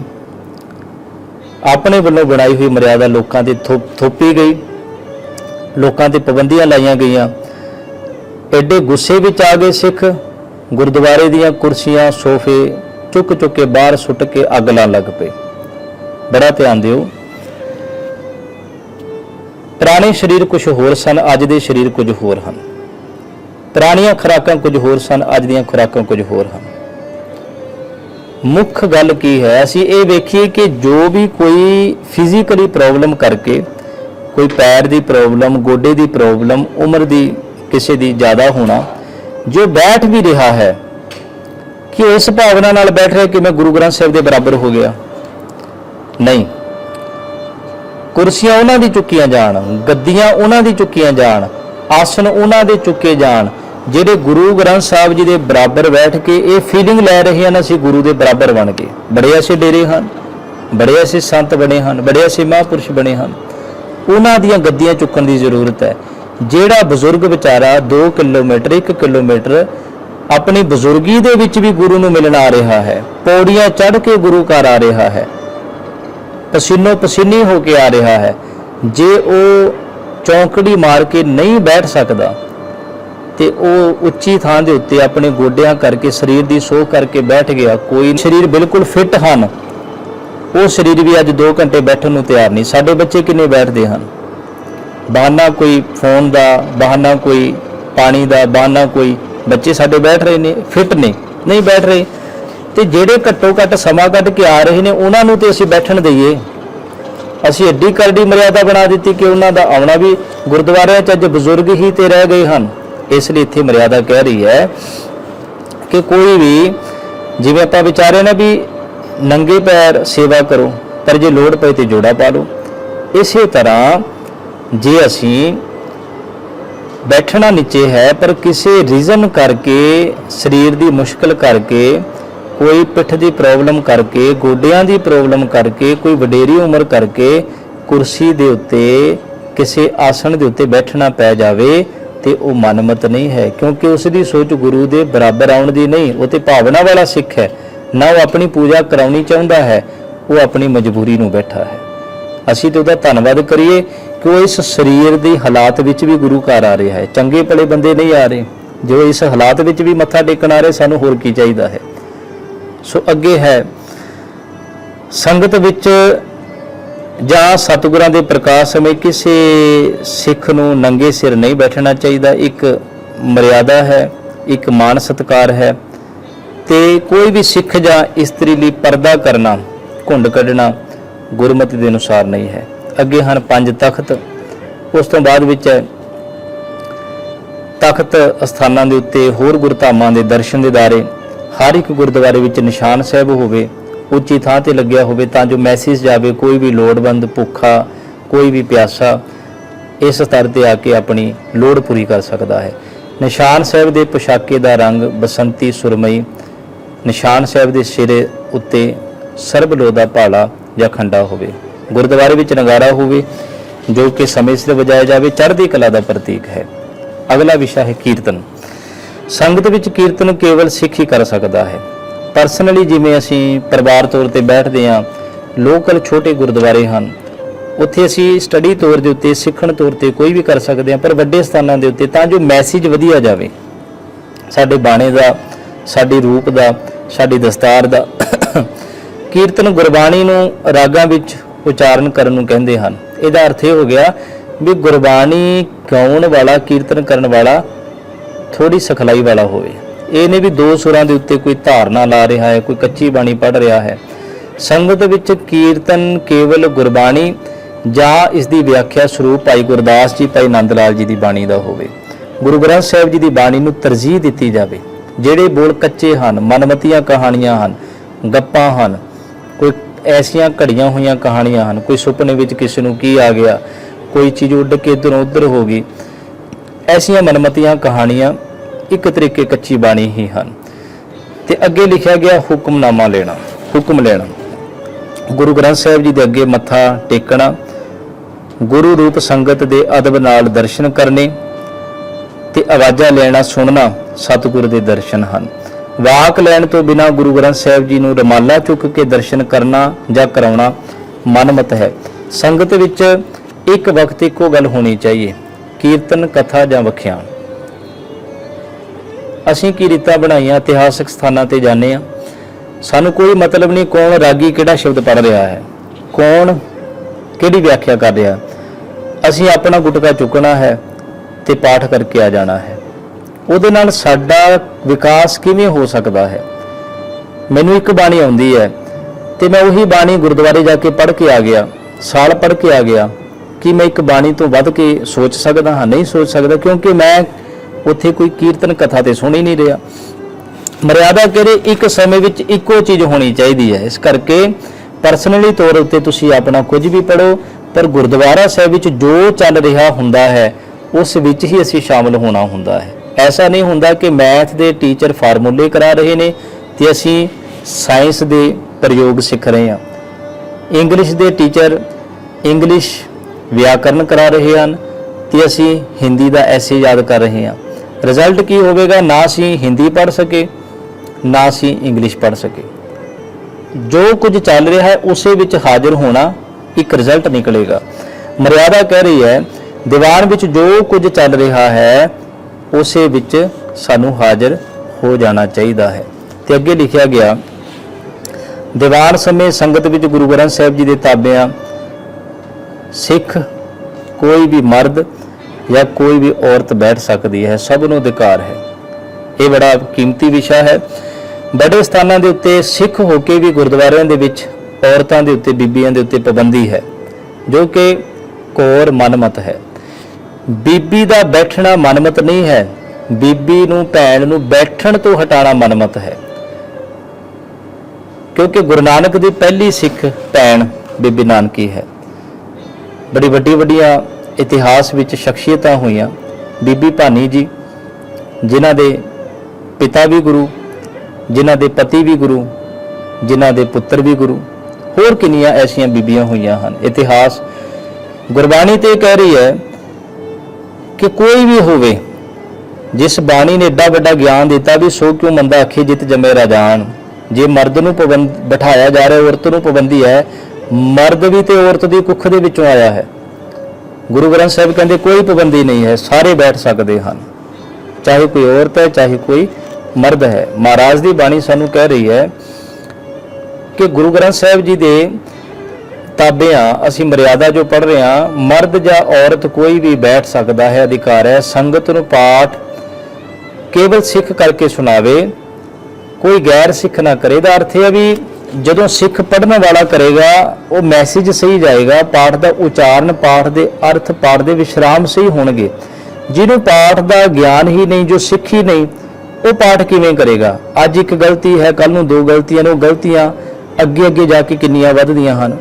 ਹੁਕਮਨਾਮਾ ਲੈਣਾ, ਹੁਕਮ ਲੈਣ ਲੱਗਿਆਂ ਜਦੋਂ ਆਪਾਂ ਰਮਾਲਾ ਸਾਹਿਬ ਚੁੱਕਦੇ ਹਾਂ, ਆਪਣੇ ਤੋਂ ਖੱਬੇ ਪਾਸੇ ਜੋ ਸ਼ਬਦ ਸ਼ੁਰੂ ਹੈ ਮੁੱਢ ਤੋਂ ਪੜ੍ਹਨਾ ਚਾਹੀਦਾ ਹੈ। ਜਿਵੇਂ ਧਨਾਸਰੀ ਮਹਿਲਾ ਪੰਜਵਾਂ, ਔਖੀ ਘੜੀ ਨਾ ਦੇਖਣ ਦੇਈ। ਬਹੁਤ ਐਸੇ ਸ਼ਬਦ ਜੋ ਖੱਬੇ ਹੱਥੋਂ ਉੱਪਰੋਂ ਸ਼ੁਰੂ ਹੁੰਦੇ ਹਨ, ਮੁੱਢ ਤੋਂ ਪੜ੍ਹਨਾ ਚਾਹੀਏ, ਪਹਿਲੇ ਲਾਈਨ ਤੋਂ। ਪਰ ਜੇ ਉਹ ਸ਼ਬਦ ਦਾ ਮੁੱਢ ਪਿਛਲੇ ਅੰਗ ਦੇ ਉੱਤੇ ਹੈ, ਧਨਾਸਰੀ ਮਹਿਲਾ ਪੰਜਵਾਂ जिसका तन मन धन सब तिसका, सोठ मेला पंजवां, आगे सुख मेरे मिता। ये मुੱਢ ਦੇ ਵਿੱਚ नहीं, अंग ਨੂੰ ਪਿੱਛੇ ਕਰਾਂਗੇ ਤੇ ਇਧਰੋਂ ਸ਼ੁਰੂ ਹੋ ਜਾਂਦੇ ਹਨ। ਮਰਿਆਦਾ ਕਹਿ ਰਹੀ ਹੈ ਵੀ ਜੇ ਉਹ ਸ਼ਬਦ ਮੁੱਢ ਪਿਛਲੇ ਅੰਗ ਦੇ ਉੱਤੇ ਹੈ ਤੇ ਪੰਨੇ ਨੂੰ ਅੰਗ ਨੂੰ ਬਦਲ ਕੇ ਪਿੱਛੇ ਕਰਕੇ ਉਹ ਸ਼ਬਦ ਸ਼ੁਰੂ ਤੋਂ ਪੜ੍ਹਨਾ ਚਾਹੀਦਾ ਹੈ। ਜੇ ਵਾਰ ਹੋਵੇ ਤਾਂ ਪੌੜੀ ਦੇ ਸਾਰੇ ਸ਼ਲੋਕ ਪੜ੍ਹਨੇ ਚਾਹੀਦੇ ਹਨ। ਸ਼ਬਦ ਦੇ ਅੰਤ ਵਿੱਚ ਫਤਿਹ ਬੁਲਾਣੀ ਚਾਹੀਦੀ ਹੈ। ਦੀਵਾਨ ਦੀ ਸਮਾਪਤੀ ਤੇ ਭੋਗ ਦਾ ਅਰਦਾਸਾ ਕਰਕੇ ਅੰਤ ਅਖੀਰ ਹੁਕਮਨਾਮਾ ਲਿਆ ਜਾਵੇ। ਸਾਡਾ ਅਗਲਾ ਪੁਆਇੰਟ ਹੈ ਸਿੱਖ ਰਹਿਤ ਮਰਿਆਦਾ ਦੇ ਵਿੱਚ ਸਾਧਾਰਨ ਪਾਠ।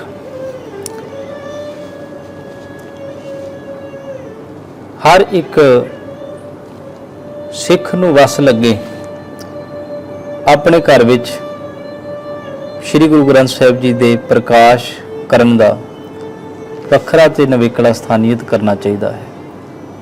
ਅਰਥ ਹੋਇਆ ਕਿ ਸਭ ਨੂੰ ਗੁਰੂ ਗ੍ਰੰਥ ਸਾਹਿਬ ਦੀ ਬਾਣੀ ਨਾਲ ਜੁੜਨਾ ਚਾਹੀਦਾ ਹੈ। ਅਸੀਂ ਚਾਹੇ ਸੈਂਚੀ ਰੂਪ ਦੇ ਵਿੱਚ ਕਿਸੇ ਵੀ ਤਰੀਕੇ ਹੋ ਸਕੇ ਗੁਰੂ ਗ੍ਰੰਥ ਸਾਹਿਬ ਦੀ ਬਾਣੀ ਪੜ੍ਹ ਸਕੀਏ। ਕੋਈ ਅਸੀਂ ਸਮਾਂ ਬਣਾਈਏ, ਕੋਈ ਅਸੀਂ ਨਿਯਮ ਬਣਾਈਏ ਜਿੱਥੇ ਅਸੀਂ ਦੁਨੀਆ ਦੀ ਸਾਰੀ ਗੱਲਾਂ ਲਈ ਸਮਾਂ ਕੱਢਦੇ ਹਾਂ। ਕੋਈ ਨਾ ਕੋਈ ਸਮਾਂ 5 ਮਿੰਟ 10 ਮਿੰਟ 15 ਮਿੰਟ ਬਾਣੀ ਲਈ ਵੀ ਕੱਢੀਏ, ਕਿਉਂਕਿ ਬਾਣੀ ਨੇ ਸਾਡੇ ਜੀਵਨ ਨੂੰ ਬਣਾਉਣਾ ਹੈ। ਸਧਾਰਨ ਪਾਠ ਦਾ ਅਰਥ ਇਹੀ ਹੋਇਆ ਸਹਿਜ ਪਾਠ, ਜਿਹੜਾ ਪਾਠ ਅਸੀਂ ਸਹਿਜੇ ਸਹਿਜੇ ਕਰਨਾ ਹੈ। ਸਹਿਜ ਪਾਠ ਦੇ ਬਾਬਤ ਬੇਨਤੀ ਹੈ। ਅੱਜ ਕੱਲ੍ਹ ਅਸੀਂ ਜਨਮ ਦਿਨ ਮਿਥ ਲਏ ਹਨ। ਜੂਨ ਦੇ ਵਿੱਚ ਸਾਡੇ ਮੁੰਡੇ ਦਾ ਵਿਆਹ ਜਨਮ ਦਿਨ ਹੈ, ਜੂਨ ਦੇ ਵਿੱਚ ਸਾਡੇ ਮੁੰਡੇ ਦਾ ਜਨਮ ਦਿਨ ਹੈ, ਮਾਰਚ ਦੇ ਵਿੱਚ ਸਾਡੀ ਬੇਟੀ ਦਾ ਜਨਮ ਦਿਨ ਹੈ, ਦਸੰਬਰ ਦੇ ਵਿੱਚ ਸਾਡੀ ਮੈਰਿਜ ਐਨੀਵਰਸਰੀ ਹੈ। तो असी सहज पाठ का भोग उदों निश्चित कर लिया, जिस नाल की हो गया कि जिवें गुरुद्वारे च पाठी अखंड पाठ करते हैं उवें ही असी क्योंकि मिथी हुई डेट नूं भोग पाउण दे चक्कर दे विच असी सहज पाठ की स्पीड बहुत वधा लैंदे हां। सहज पाठ का अर्थ सी कि डेट तुसी कोई मिथी है या नहीं मिथी है भरम नहीं करना, बस सहजे सहजे करना, सिखदियां करना। हर का बिलोवना बिलोवो मेरे भाई, सहज बिलोवो जैसे तत न जाई। सो सहज पाठ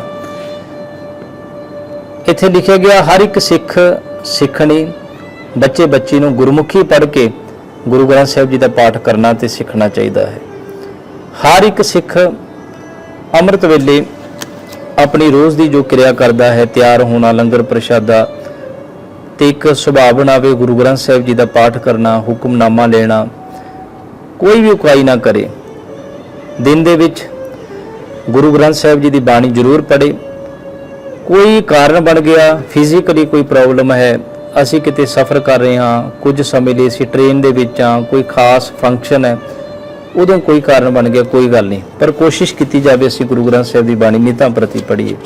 चंगा तो यह है कि हर एक सिख अपना सधारण पाठ जारी रखे, जदों भी उन्होंने समा लगे, 2 महीने 3 महीने साल 1.5 साल, क्योंकि अज को साडे कोल मोबाइलों के द्वारा अर्थ पढ़न का साधन है।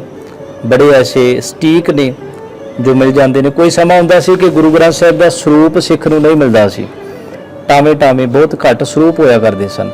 ते अजकल तो बाणी तक पहुँच करनी बड़ी सौखी है, पर उस समय के सिख घट बाणी के सरूप होंदियां भी पढ़ते सन। अज सब कुछ होंदियां होया भी नहीं बाणी पढ़ी जा रही, घट पढ़ी जा रही है। तो जे पढ़ी जा रही है वो रटन रूप च पढ़ी जा रही है। किते थां ते 51 पाठां दा भोग, फलाने महापुरुषां दे भोग दे उत्ते 101 पाठां दी लड़ी चली, लड़ियां चल रही ने। पर जिहड़ा सहज देखो, एक समा हुंदा सी भी जदों मजदूर दिहाड़ीदार काम करदे सी, उन्हां नूं कहा जांदा सी इट्टां नूं पानी ला दिओ। ते इट्टां नूं पानी लाउण दा अर्थ इह नहीं भी इक्कोदम छिट्टा प्रैशर दिता ते पानी लग गया, नहीं। उत्थे हल्का हल्का पानी विच परोया जांदा सी, संजोया जांदा सी। साडी सुरत दे विच भी गुरु दे शब्द दा रस सहजे सहजे, असीं ते लड़ियां ला के भांबड़ इक्को दम चलो, नहीं। इत्थे लिखिया गया कि इत्थे चंगा तां इह है कि हर एक सिख अपनी पावन बाणी दा पाठ, सधारण पाठ, सहज पाठ प्यार नाल सहजे करे। पाठ आरंभ करन समय आनंद साहिब दीयां 6 पौड़ियां उपरंत अरदास करके पाठ रख लिया जाता है। फिर जपजी साहिब शुरू कर लो, बड़ा सौखा है, कोई भी सिख कर सकता है, कदों भी कर सकता है, इकल्लियां कर सकता है, घर ਦੇ ਵਿੱਚ ਕਰ ਸਕਦਾ ਹੈ, ਗੁਰਦੁਆਰਾ ਸਾਹਿਬ ਜਾਣ ਦੀ ਉਹਦੀ ਇੱਛਾ ਹੈ ਉੱਥੇ ਜਾ ਕੇ ਆਰੰਭ ਕਰ ਸਕਦਾ ਹੈ। ਸਹਿਜ ਪਾਠ ਇਹ ਨਹੀਂ ਹੁੰਦਾ ਵੀ ਅਸੀਂ ਜਿਸ ਗੁਰੂ ਗ੍ਰੰਥ ਸਾਹਿਬ ਦੀ ਬੀੜ ਤੋਂ ਸਰੂਪ ਤੋਂ ਆਰੰਭ ਕੀਤਾ ਉੱਥੇ ਹੀ ਸਾਰਾ ਪਾਠ ਕਰਨਾ ਹੈ। ਤੁਸੀਂ ਕਿਤੇ ਨਾਨਕੇ ਗਏ ਹੋ, ਮਹੀਨਾ ਉੱਥੇ ਰਹੇ ਹੋ, ਕਿ ਫਿਰ ਤੁਸੀਂ ਸਹਿਜ ਪਾਠ ਨਹੀਂ ਕਰੋਗੇ? ਉੱਥੋਂ ਦੇ ਗੁਰਦੁਆਰਾ ਸਾਹਿਬ ਜਾ ਕੇ ਕਰ ਲਓ। ਜੇ ਤੁਸੀਂ ਘਰ ਰੱਖਿਆ, ਘਰ ਪੋਥੀ 'ਚ ਕਰ ਲਓ, ਜਿੱਦਣ ਗੁਰਦੁਆਰਾ ਸਾਹਿਬ ਸਮਾਂ ਲੱਗਿਆ ਉੱਥੇ ਕਰ ਲਓ, ਕਿਸੇ ਰਿਸ਼ਤੇਦਾਰ ਦੇ ਕੋਲ ਪਾਣੀ ਦੀਆਂ ਪੋਥੀਆਂ ਨੇ ਉੱਥੇ ਕਰ ਲਓ। ਮੇਨ ਹੈ ਪਰਪਸ ਪਾਠ ਕਰਨਾ। ਇਹਦੇ ਵਿੱਚ ਕੋਈ ਵਹਿਮ ਭਰਮ ਲਾਗੂ ਨਹੀਂ ਕਰਨਾ ਹੁੰਦਾ ਜੀ ਪਾਠ ਅਸੀਂ ਪੌਣੇ ਦੇ ਹਿਸਾਬ ਨਾਲ ਰੱਖਣਾ ਹੈ, ਪਾਠ ਅਸੀਂ ਇਸ ਤਰ੍ਹਾਂ ਰੱਖਣਾ ਹੈ, ਪਾਠ ਅਸੀਂ ਇੱਧਰ ਨੂੰ ਮੂੰਹ ਕਰਕੇ ਰੱਖਣਾ ਹੈ। ਇਹਨਾਂ ਚੀਜ਼ਾਂ ਦਾ ਕੋਈ ਅਰਥ ਨਹੀਂ ਜਦੋਂ ਤੱਕ ਅਸੀਂ ਗੁਰਬਾਣੀ ਦੇ ਨਾਲ ਖੁਦ ਨਹੀਂ ਜੁੜਦੇ। ਅੱਗੇ ਅਖੰਡ ਪਾਠ। ਇਹ ਪੜ੍ਹਨ ਵਿੱਚ ਆਇਆ ਕਿ ਅਖੰਡ ਪਾਠ ਸਾਹਿਬ ਗੁਰੂ ਸਾਹਿਬਾਨਾਂ ਦੇ ਸਮੇਂ ਤੱਕ ਸ਼ਾਇਦ ਕਦੇ ਨਹੀਂ ਹੋਇਆ। ਅਖੰਡ ਪਾਠ ਕਦੋਂ ਪ੍ਰਚਲਿਤ ਹੋਇਆ? ਜਦੋਂ ਸਿੱਖ ਜੰਗਲਾਂ 'ਚ ਰਹਿ ਰਹੇ ਸਨ। ਸਿੱਖ ਦੀ ਕੋਸ਼ਿਸ਼ ਸੀ ਮੈਂ ਆਪਣੇ ਰਹਿੰਦੇ ਜੀਵਨ ਕਾਲ ਵਿੱਚ ਵੱਧ ਤੋਂ ਵੱਧ ਬਾਣੀ ਪੜ੍ਹ ਸਕਾਂ। ਫਿਰ ਇੱਕ ਦੋ ਸਿੱਖ ਪਹਿਰੇ ਤੇ ਖੜਦੇ ਸਨ ਜੰਗਲ 'ਚ ਤੰਬੂ ਲਾ ਕੇ ਜਾਂ ਚਾਨਣੀ ਲਾ ਕੇ ਪ੍ਰਕਾਸ਼ ਕਰਕੇ। ਉਦੋਂ ਸਿੱਖ ਵੱਧ ਤੋਂ ਵੱਧ ਬਾਣੀ ਪੜ੍ਹਦੇ ਸਨ ਵੀ ਕੀ ਪਤਾ ਕਦੋਂ ਕੋਈ ਘੱਲੂਕਾਰਾ ਵਰਤ ਜਾਵੇ, ਕੀ ਪਤਾ ਕਦੋਂ ਘੇਰਾ ਪਾ ਕੇ ਸਾਡੇ ਸਿਰਾਂ ਦੇ ਮੁੱਲ ਪਏ ਨੇ ਅਸੀਂ ਖਤਮ ਹੋ ਜਾਈਏ, ਜੀਵਨ ਕਾਲ 'ਚ ਪਾਠ ਕਰ ਲਈਏ। ਉਦੋਂ ਫਿਰ ਘੱਟ ਸਮੇਂ 'ਚ ਵੱਧ ਪਾਠ ਪੜ੍ਹਿਆ ਜਾਣ ਲੱਗ ਪਿਆ, ਜੋਟੀਆਂ ਬਣਾ ਕੇ ਪੜ੍ਹਿਆ ਜਾਣ ਲੱਗ ਪਿਆ। ਸਟੈਪ ਬਾਏ ਸਟੈਪ ਵੀ ਪਹਿਲਾਂ ਇਹ ਸਿੱਖ ਬੈਠੇਗਾ ਫਿਰ ਉਹ ਸਿੱਖ ਬੈਠੇਗਾ, ਇਸ ਤਰ੍ਹਾਂ ਪੜ੍ਹਿਆ ਜਾਣ ਲੱਗ ਪਿਆ। ਅਖੰਡ ਪਾਠ ਸਾਹਿਬ ਪ੍ਰਚਲਿਤ ਹੋ ਗਏ ਤੇ ਹੁਣ ਇੱਥੇ ਲਿਖਿਆ ਗਿਆ ਮਰਿਆਦਾ ਦੇ ਵਿੱਚ ਕਿ ਇਹ ਤਕਰੀਬਨ 48 ਘੰਟੇ ਦੇ ਵਿੱਚ ਸੰਪੂਰਨ ਕੀਤਾ ਜਾਵੇ।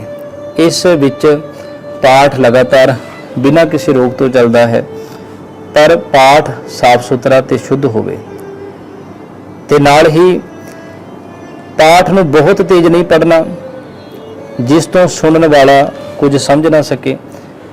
ਜੇ ਸਮਝ ਵਿੱਚ ਨਹੀਂ ਆ ਰਿਹਾ ਤੇ ਗੁਰਬਾਣੀ ਦੀ ਨਿਰਾਦਰੀ ਹੈ। ਅੱਖਰਾਂ ਮਾਤਰਾਂ ਦਾ ਧਿਆਨ ਰੱਖਣਾ, ਸ਼ੁੱਧ ਪਾਠ ਕਰਨਾ ਹਰ ਇੱਕ ਸਿੱਖ ਦਾ ਫਰਜ਼ ਹੈ। ਪਾਠ ਕਰਦਿਆਂ ਸਮਾਂ ਚਾਹੇ ਵਧੇਕ ਲੱਗ ਜਾਵੇ। ਅਖੰਡ ਪਾਠ ਜਿਸ ਪਰਿਵਾਰ ਜਾਂ ਸੰਗਤ ਨੇ ਕਰਨਾ ਹੈ ਉਹ ਆਪ ਕਰੇ, ਟੱਬਰ ਦੇ ਕਿਸੇ ਆਦਮੀ, ਸਾਖ ਸੰਬੰਧੀ ਮਿੱਤਰ ਆਦਿ ਨਾਲ ਮਿਲ ਕੇ ਕਰਨ, ਜਾਂ ਫਿਰ ਸੂਝਵਾਨ ਜੋ ਵੀ ਜਿਨ੍ਹਾਂ ਨੂੰ ਅਸੀਂ ਪਾਠੀ ਕਹਿੰਦੇ ਹਾਂ, ਗ੍ਰੰਥੀ ਕਹਿੰਦੇ ਹਾਂ, ਉੱਥੋਂ ਅਸੀਂ ਕਰਾ ਸਕਦੇ ਹਾਂ। ਪਰ ਪਾਠ ਸਹਿਜੇ ਪਿਆਰ ਨਾਲ ਸ਼ੁੱਧ ਹੋਣਾ ਚਾਹੀਦਾ ਹੈ। ਜੇ ਕੋਈ ਆਮ ਆਦਮੀ ਪਾਠ ਨਹੀਂ ਕਰ ਸਕਦਾ ਤਾਂ ਕਿਸੇ ਪਾਠੀ ਕੋਲੋਂ ਸੁਣ ਲਵੇ ਜਾਂ ਇਕੱਲਾ ਬੈਠ ਕੇ ਖੁਦ ਪੜ੍ਹਨ ਦੀ ਕੋਸ਼ਿਸ਼ ਕਰੇ। ਤੇ ਇਹ ਸਾਰੇ ਉਪਰਾਲੇ ਹਰ ਇੱਕ ਸਿੱਖ ਦੇ ਲਈ ਜ਼ਰੂਰੀ ਹਨ। ਇਹ ਤੇ ਬੇਨਤੀ ਹੈ ਵੀ ਅਸੀਂ ਐਡੀ ਵੱਡੀਆਂ ਭਾਸ਼ਾਵਾਂ ਜੋ ਸਾਡੇ ਦੇਸ਼ ਦੀ ਭਾਸ਼ਾ ਨੇ ਉਹਨੂੰ ਅਸੀਂ ਟਿਊਸ਼ਨਾਂ ਲਾ ਕੇ ਸਿੱਖ ਸਕਦੇ ਹਾਂ। ਤੇ ਜਿਹੜਾ ਪੰਜਾਬ ਵਸਦਾ ਗੁਰਾਂ ਤੇ ਨਾਂ ਤੇ ਹੈ, ਜਿਸ ਧਰਤੀ ਦੇ ਉੱਤੇ ਗੁਰੂ ਨੇ ਖੁਦ ਬਾਣੀ ਉਚਾਰਨ ਕੀਤੀ, ਖੁਦ ਬਾਣੀ ਲਿਖੀ, ਖੁਦ ਬਾਣੀ ਪ੍ਰਚਾਰੀ, ਖੁਦ ਬਾਣੀ ਪ੍ਰਕਾਸ਼ਿਤ ਕੀਤੀ, ਉੱਥੋਂ ਦੇ ਇਲਾਕੇ ਦੇ ਖੁਦ ਬਾਣੀ ਤੋਂ ਨਾ ਜਾਣੂ ਹੋਣ। ਜਿਹੜੀ ਭਾਸ਼ਾ ਹੋਰ ਦੇਸ਼ ਤੋਂ ਸਾਡੇ ਤੱਕ ਆ ਗਈ ਉਹਨੂੰ ਵੀ ਤੇ ਅਸੀਂ ਪੜ੍ਹ ਹੀ ਰਹੇ ਹਾਂ, ਬੋਲ ਰਹੇ ਹਾਂ, ਸ਼ੌਂਕ ਨਾਲ ਕਰ ਰਹੇ ਹਾਂ, ਤੇ ਬਾਣੀ ਕਿਉਂ ਨਹੀਂ ਕਰ ਰਹੇ? ਮਤਲਬ ਹੈ ਅਸੀਂ ਬਾਣੀ ਨੂੰ ਵੱਧ ਤੋਂ ਵੱਧ ਪੜ੍ਹਨ ਦੇ ਉਪਰਾਲੇ ਜਾਰੀ ਰੱਖਣੇ ਹਨ। ਅਖੰਡ ਪਾਠ ਸਾਹਿਬ ਵੇਲੇ ਕੁੰਭ ਜੋਤ ਨਾਰੀਅਲ ਆਦਿ ਰੱਖਣਾ ਮਨਮਤ ਹੈ। ਬਸ ਬਾਣੀ ਦਾ ਪਾਠ ਸੁਣਨਾ ਜ਼ਰੂਰੀ ਹੈ, ਕਿਉਂਕਿ ਕੁੰਭ ਇੱਕ ਫੇਸ ਹੈ, ਦੋ ਅੱਖਾਂ ਤੇ ਨੱਕ। ਪੁਰਾਣੇ ਸਮੇਂ ਵਿੱਚ ਬੰਦਿਆਂ ਦੀ ਬਲੀ ਦਿੱਤੀ ਜਾਂਦੀ ਸੀ, ਫਿਰ ਸਮਾਂ ਪਾ ਕੇ ਜਾਨਵਰਾਂ ਦੀ ਬਲੀ ਦਿੱਤੀ ਜਾਣ ਲੱਗ ਪਈ। ਨਾਰੀਅਲ ਨੂੰ ਭੰਨਣ ਦਾ ਅਰਥ ਹੈ ਕਿ ਬਲੀ ਦਾ ਪ੍ਰਤੀਕ ਹੈ। ਸਿੱਖੀ ਵਿੱਚ ਬਲੀ ਨਹੀਂ ਹੈ। ਘਰਾਂ ਦੇ ਵਿੱਚ ਅਖੰਡ ਪਾਠ ਸਾਹਿਬ ਸਮੇਂ ਨਾਰੀਅਲ ਦੇ ਉੱਤੇ ਲਾਲ ਕੱਪੜਾ ਲਪੇਟਿਆ ਜਾਂਦਾ ਹੈ, ਕਿਉਂਕਿ ਬੰਦੇ ਜਾਂ ਕਿਸੇ ਜਾਨਵਰ ਦੇ ਵਿੱਚੋਂ ਖੂਨ ਨਿਕਲ ਜਾਵੇਗਾ ਜਦੋਂ ਬਲੀ ਹੋਵੇਗੀ। ਨਾਰੀਅਲ ਦੇ ਵਿੱਚੋਂ ਖੂਨ ਨਹੀਂ ਨਿਕਲੇਗਾ। ਉਹ ਲਾਲ ਕੱਪੜਾ ਕਹਿੰਦੇ ਜੀ ਖੂਨ ਦਾ ਪ੍ਰਤੀਕ ਹੈ, ਉਹ ਰੱਖਿਆ ਜਾਣ ਲੱਗ ਪਿਆ। ਇਹ ਸਾਰਾ ਕੁਝ ਮਨਮਤ ਹੈ। ਅਖੰਡ ਪਾਠ ਦਾ ਜਦੋਂ ਆਪਾਂ ਆਰੰਭਤਾ ਕਰਦੇ ਹਾਂ ਅਖੰਡ ਪਾਠ ਸਾਹਿਬ ਦੀ, ਸਧਾਰਨ ਪਾਠ ਵਾਂਗ ਹੀ ਅਸੀਂ ਆਨੰਦ ਸਾਹਿਬ ਦੀਆਂ 6 ਪੌੜੀਆਂ ਅਰਦਾਸ ਤੇ ਅਖੰਡ ਪਾਠ ਸਾਹਿਬ ਪ੍ਰਾਰੰਭ ਹੋ ਜਾਂਦਾ ਹੈ। ਭੋਗ ਸ੍ਰੀ ਗੁਰੂ ਗ੍ਰੰਥ ਸਾਹਿਬ ਜੀ ਦੇ ਪਾਠ, ਸਧਾਰਨ ਪਾਠ ਜਾਂ ਅਖੰਡ ਪਾਠ ਸਾਹਿਬ ਜਿਹੜਾ ਹੈ ਉਹ ਮੁੰਦਾਵਣੀ ਪ੍ਰਚਲਿਤ ਰੀਤ ਮੁਤਾਬਕ ਰਾਗਮਾਲਾ ਪੜ੍ਹ ਕੇ ਜਿਹੜੀ ਹੈ ਸਮਾਪਤੀ ਕੀਤੀ ਜਾਂਦੀ ਹੈ। ਰਾਗਮਾਲਾ ਦੇ ਬਾਬਤ ਅਲੱਗ-ਅਲੱਗ ਵਿਦਵਾਨ ਨੇ ਇਹਨੂੰ ਲਾਗੂ ਕਰਨਾ, ਕੁਝ ਕੁ ਮਰਿਆਦਾਵਾਂ ਐਸੀਆਂ ਨੇ ਜਿਨ੍ਹਾਂ ਨੂੰ ਲਾਗੂ ਤੇ ਨਹੀਂ ਕਰ ਸਕਦੇ, ਨਵੀਂ ਸੋਚ ਵਿੱਚੋਂ ਪੈਦਾ ਹੋਈਆਂ ਨੇ, ਪਰ ਅਸੀਂ ਉਹਨੂੰ ਪੜ੍ਹ ਕੇ ਪਰਸਨਲੀ ਜਾਣੂ ਹੋ ਸਕਦੇ ਹਾਂ। ਕਿਉਂਕਿ ਪੰਥ ਦੇ ਉੱਤੇ ਅਸੀਂ ਕਿਹੜੇ ਸਵਾਲ ਲੈ ਕੇ ਜਾ ਸਕਦੇ ਹਾਂ, ਉਹ ਹੱਲ ਕਿਵੇਂ ਹੋ ਸਕਦੇ ਹਨ, ਇਹ ਅੱਜ ਦੇ ਸਮੇਂ ਵਿੱਚ ਬਹੁਤ ਔਖਾ ਹੈ। ਸਿਸਟਮ ਕੁਝ ਐਸਾ ਹੈ, ਇਸ ਲਈ ਅਸੀਂ एडा ज्ञान है, किसी ज्ञान नूं पढ़न दे उत्ते पाबंदी नहीं है। पढ़िया जावे, स्टडी की जावे, समझिया जावे, तां जो ਅਸੀਂ ਉਹਨੂੰ ਆਪਣੀ ਪਰਸਨਲੀ ਲਾਈਫ 'ਚ ਲਾਗੂ ਕੀ ਕਰ ਸਕਦੇ ਹਾਂ। ਅਖੰਡ ਪਾਠ ਸਾਹਿਬ ਦੇ ਭੋਗ ਤੇ ਆਨੰਦ ਸਾਹਿਬ ਜੀ ਦਾ ਪਾਠ ਕਰਕੇ, ਅਰਦਾਸ ਕਰਕੇ, ਹੁਕਮਨਾਮਾ ਲੈ ਕੇ ਕੜਾਹ ਪ੍ਰਸ਼ਾਦ ਦੀ ਦੇਗ ਵਰਤਾਈ ਜਾਂਦੀ ਹੈ। ਭੋਗ ਸਮੇਂ ਗੁਰੂ ਗ੍ਰੰਥ ਸਾਹਿਬ ਜੀ ਦੀ ਲੋੜ ਅਨੁਸਾਰ ਜੋ ਵੀ ਜਿਸ ਨੇ ਸੇਵਾ ਕਰਨੀ ਹੋਵੇ, ਜਿਵੇਂ ਪਰਮਾਲੇ ਦਾ ਜ਼ਿਕਰ ਕੀਤਾ, ਇਸ ਤੋਂ ਇਲਾਵਾ ਹੋਰ ਵੀ ਜੋ ਲੋੜਵੰਦ ਚੀਜ਼ਾਂ ਹਨ, ਜਿੱਥੇ ਬੱਚੇ ਆ ਰਹੇ ਨੇ ਉਹਨਾਂ ਦੇ ਲਈ ਪੰਜਾਬੀ ਬੁੱਕਸ ਹੋ ਗਈਆਂ, ਪੰਜਾਬੀ ਕਿਤਾਬਾਂ ਹੋ ਗਈਆਂ, ਹਾਰਮੋਨੀਅਮ ਹੋ ਗਿਆ, ਤਬਲਾ ਹੋ ਗਿਆ, ਗਰੀਬ ਬੱਚਿਆਂ ਦੇ ਲਈ ਕੋਈ ਡਰੈਸ ਹੋ ਗਈ, ਉਹਨਾਂ ਦੀ ਸਕੂਲ ਯੂਨੀਫਾਰਮ ਹੋ ਗਈ, ਉਹਨਾਂ ਦੇ ਲਈ ਉਹਨਾਂ ਦੀ ਕੋਈ ਸਟੱਡੀ ਦੀਆਂ ਕਿਤਾਬਾਂ ਹੋ ਗਈਆਂ, ਉਹਨਾਂ ਦੀ ਫੀਸ ਹੋ ਗਈ, ਉਹਨਾਂ ਦੀ ਕੋਈ ਰੋਟੀ ਦਾ ਪ੍ਰਬੰਧ ਹੋ ਗਿਆ। ਐਸੀਆਂ ਚੀਜ਼ਾਂ ਦੇ ਅਸੀਂ ਉਪਰਾਲੇ ਕਰ ਸਕਦੇ ਹਾਂ। ਕੜਾਹ ਪ੍ਰਸ਼ਾਦ ਜੋ ਵੀ ਵਿਧੀ ਅਨੁਸਾਰ ਤਿਆਰ ਕਰਕੇ ਲਿਆਂਦਾ ਜਾਵੇ, ਉਹ ਸੰਗਤ ਵਿੱਚ ਪ੍ਰਵਾਨ ਹੋਵੇ। ਕੜਾਹ ਪ੍ਰਸ਼ਾਦ ਤਿਆਰ ਕਰਨ ਸਮੇਂ ਭਾਂਡਾ ਸਾਫ਼ ਸੁਥਰਾ ਹੋਵੇ ਤੇ ਕੜਾਹ ਪ੍ਰਸ਼ਾਦ ਬਣਾਉਣ ਦੀ ਜੋ ਵਿਧੀ ਹੈ ਉਹਨੂੰ ਅਸੀਂ ਸਮਝਦਿਆਂ ਹੋਇਆਂ, ਇਸ ਤੋਂ ਇਲਾਵਾ ਕੋਈ ਕਾਜੂ ਪਾ ਦੇਣੇ, ਦਾਖਾਂ ਪਾ ਦੇਣੀਆਂ ਜਾਂ ਹੋਰ ਆਪਣੇ ਵੱਲੋਂ ਪ੍ਰਸ਼ਾਦ ਦੇ ਵਿੱਚ, ਉਹ ਸਭ ਕੁਝ ਸਹੀ ਨਹੀਂ ਹੈ। ਪ੍ਰਸ਼ਾਦ ਇੱਕ ਸਾਦੇ ਤੌਰ ਤੇ ਬਣਾਇਆ ਹੋਇਆ ਪ੍ਰਸ਼ਾਦ ਹੁੰਦਾ ਹੈ। ਇਸ ਤੋਂ ਉਪਰੰਤ ਸੰਗਤ ਨੂੰ ਵਰਤਾਉਣ ਤੋਂ ਪਹਿਲਾਂ ਕੜਾਹ ਪ੍ਰਸ਼ਾਦ 5 ਪਿਆਰਿਆਂ ਦਾ ਗੱਫਾ ਕੱਢਣਾ, ਉਹਨਾਂ ਨੂੰ ਯਾਦ ਕਰਨਾ ਹੈ। ਉਸ ਤੋਂ ਉਪਰੰਤ ਸੰਗਤ ਵਿੱਚ ਜੋ ਕੋਲੀ ਦੇ ਵਿੱਚ ਕੱਢਿਆ ਜਾਂਦਾ ਹੈ, ਉਹ ਤਾਬਿਆਂ ਬੈਠੇ ਹੋਏ ਗ੍ਰੰਥੀ ਸਿੰਘ ਦੇ ਲਈ ਹੁੰਦਾ ਹੈ, ਨਾ ਕਿ ਵੀ ਗੁਰੂ ਗ੍ਰੰਥ ਸਾਹਿਬ ਨੂੰ ਭੋਗ ਲੱਗਦਾ ਹੈ, ਕਿਉਂਕਿ ਭੋਗ ਗੁਰੂ ਗ੍ਰੰਥ ਸਾਹਿਬ ਕੁਝ ਖਾਂਦੇ ਹੀ ਨਹੀਂ। ਗੁਰੂ ਗ੍ਰੰਥ ਸਾਹਿਬ ਗਿਆਨ ਹਨ, ਇਹ ਸਮਝਣਾ ਸਾਡੇ ਲਈ ਬਹੁਤ ਜ਼ਰੂਰੀ ਹੈ। ਕਿਸੇ ਲਿਹਾਜ਼ ਜਾਂ ਘਿਰਣਾ ਵਿਤਕਰੇ ਵੀ ਗਰੀਬ ਨੂੰ ਘੱਟ ਦੇ ਦਿਆਂ, ਅਮੀਰ ਨੂੰ ਮੇਰੇ ਪਰਿਵਾਰ ਦਾ ਜ਼ਿਆਦਾ ਦੇ ਦਿਆਂ, ਐਸਾ ਸਭ ਕੁਝ ਸਿੱਖ ਗੈਰ ਸਿੱਖ ਨੀਚ ਉੱਚ ਸਭ ਲਈ ਇੱਕ ਬਰਾਬਰ ਵਰਤਾਉਣਾ ਚਾਹੀਦਾ ਹੈ। ਕੜਾਹ ਪ੍ਰਸ਼ਾਦ ਜਿਹੜਾ ਉਹ ਮਰਿਆਦਾ ਦੇ ਮੁਤਾਬਕ ਸਾਰੀ ਸੰਗਤ ਦੇ ਵਿੱਚ ਇੱਕ ਸਾਂਝੇ ਤੌਰ ਤੇ ਵਰਤਾਉਣਾ ਚਾਹੀਦਾ ਹੈ। ਗੁਰਬਾਣੀ ਦੀ ਕਥਾ ਅਗਲਾ ਵਿਸ਼ਾ ਹੈ। ਅਗਲਾ ਪੁਆਇੰਟ ਹੈ ਗੁਰਬਾਣੀ ਦੀ ਕਥਾ। ਸੰਗਤ ਵਿੱਚ ਗੁਰਬਾਣੀ ਦੀ ਕਥਾ ਸਿੱਖ ਹੀ ਕਰੇ। ਕਥਾ ਦਾ ਮਨੋਰਥ ਗੁਰਮਤ ਦ੍ਰਿੜਾਉਣਾ ਹੀ ਹੋਵੇ। ਕਥਾ 10 ਗੁਰੂ ਸਾਹਿਬਾਨ ਜੀ ਦੀ ਬਾਣੀ, ਭਾਈ ਗੁਰਦਾਸ ਜੀ, ਭਾਈ ਨੰਦ ਲਾਲ ਜੀ ਜਾਂ ਹੋਰ ਕੋਈ ਵੀ ਪੁਸਤਕ ਇਤਿਹਾਸ ਜੋ ਗੁਰੂ ਗ੍ਰੰਥ ਸਾਹਿਬ ਦੀ ਕਸਵੱਟੀ ਦੇ ਉੱਤੇ ਗੁਰਮਤ ਅਨੁਕੂਲ ਹੋਵੇ, ਪ੍ਰਮਾਣ ਉਦਾਹਰਣ ਸਾਂਝੀ ਕੀਤੀ ਜਾ ਸਕਦੀ ਹੈ। ਵਿਖਿਆਨ ਗੁਰਦੁਆਰੇ ਵਿੱਚ ਗੁਰਮਤ ਤੋਂ ਵਿਰੁੱਧ ਨਹੀਂ ਹੋਣਾ ਚਾਹੀਦਾ।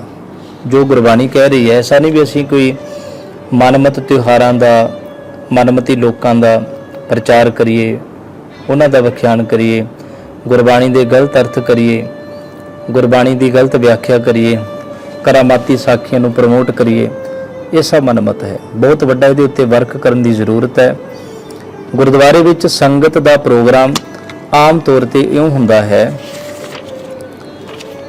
ਸ਼੍ਰੀ ਗੁਰੂ ਗ੍ਰੰਥ ਸਾਹਿਬ ਜੀ ਦਾ ਪ੍ਰਕਾਸ਼, ਬਾਣੀ ਦਾ ਪਾਠ, ਕੀਰਤਨ, ਕਥਾ, ਵਿਖਿਆਨ, ਆਨੰਦ ਸਾਹਿਬ, ਅਰਦਾਸ, ਹੁਕਮਨਾਮਾ, ਸਮਾਪਤੀ।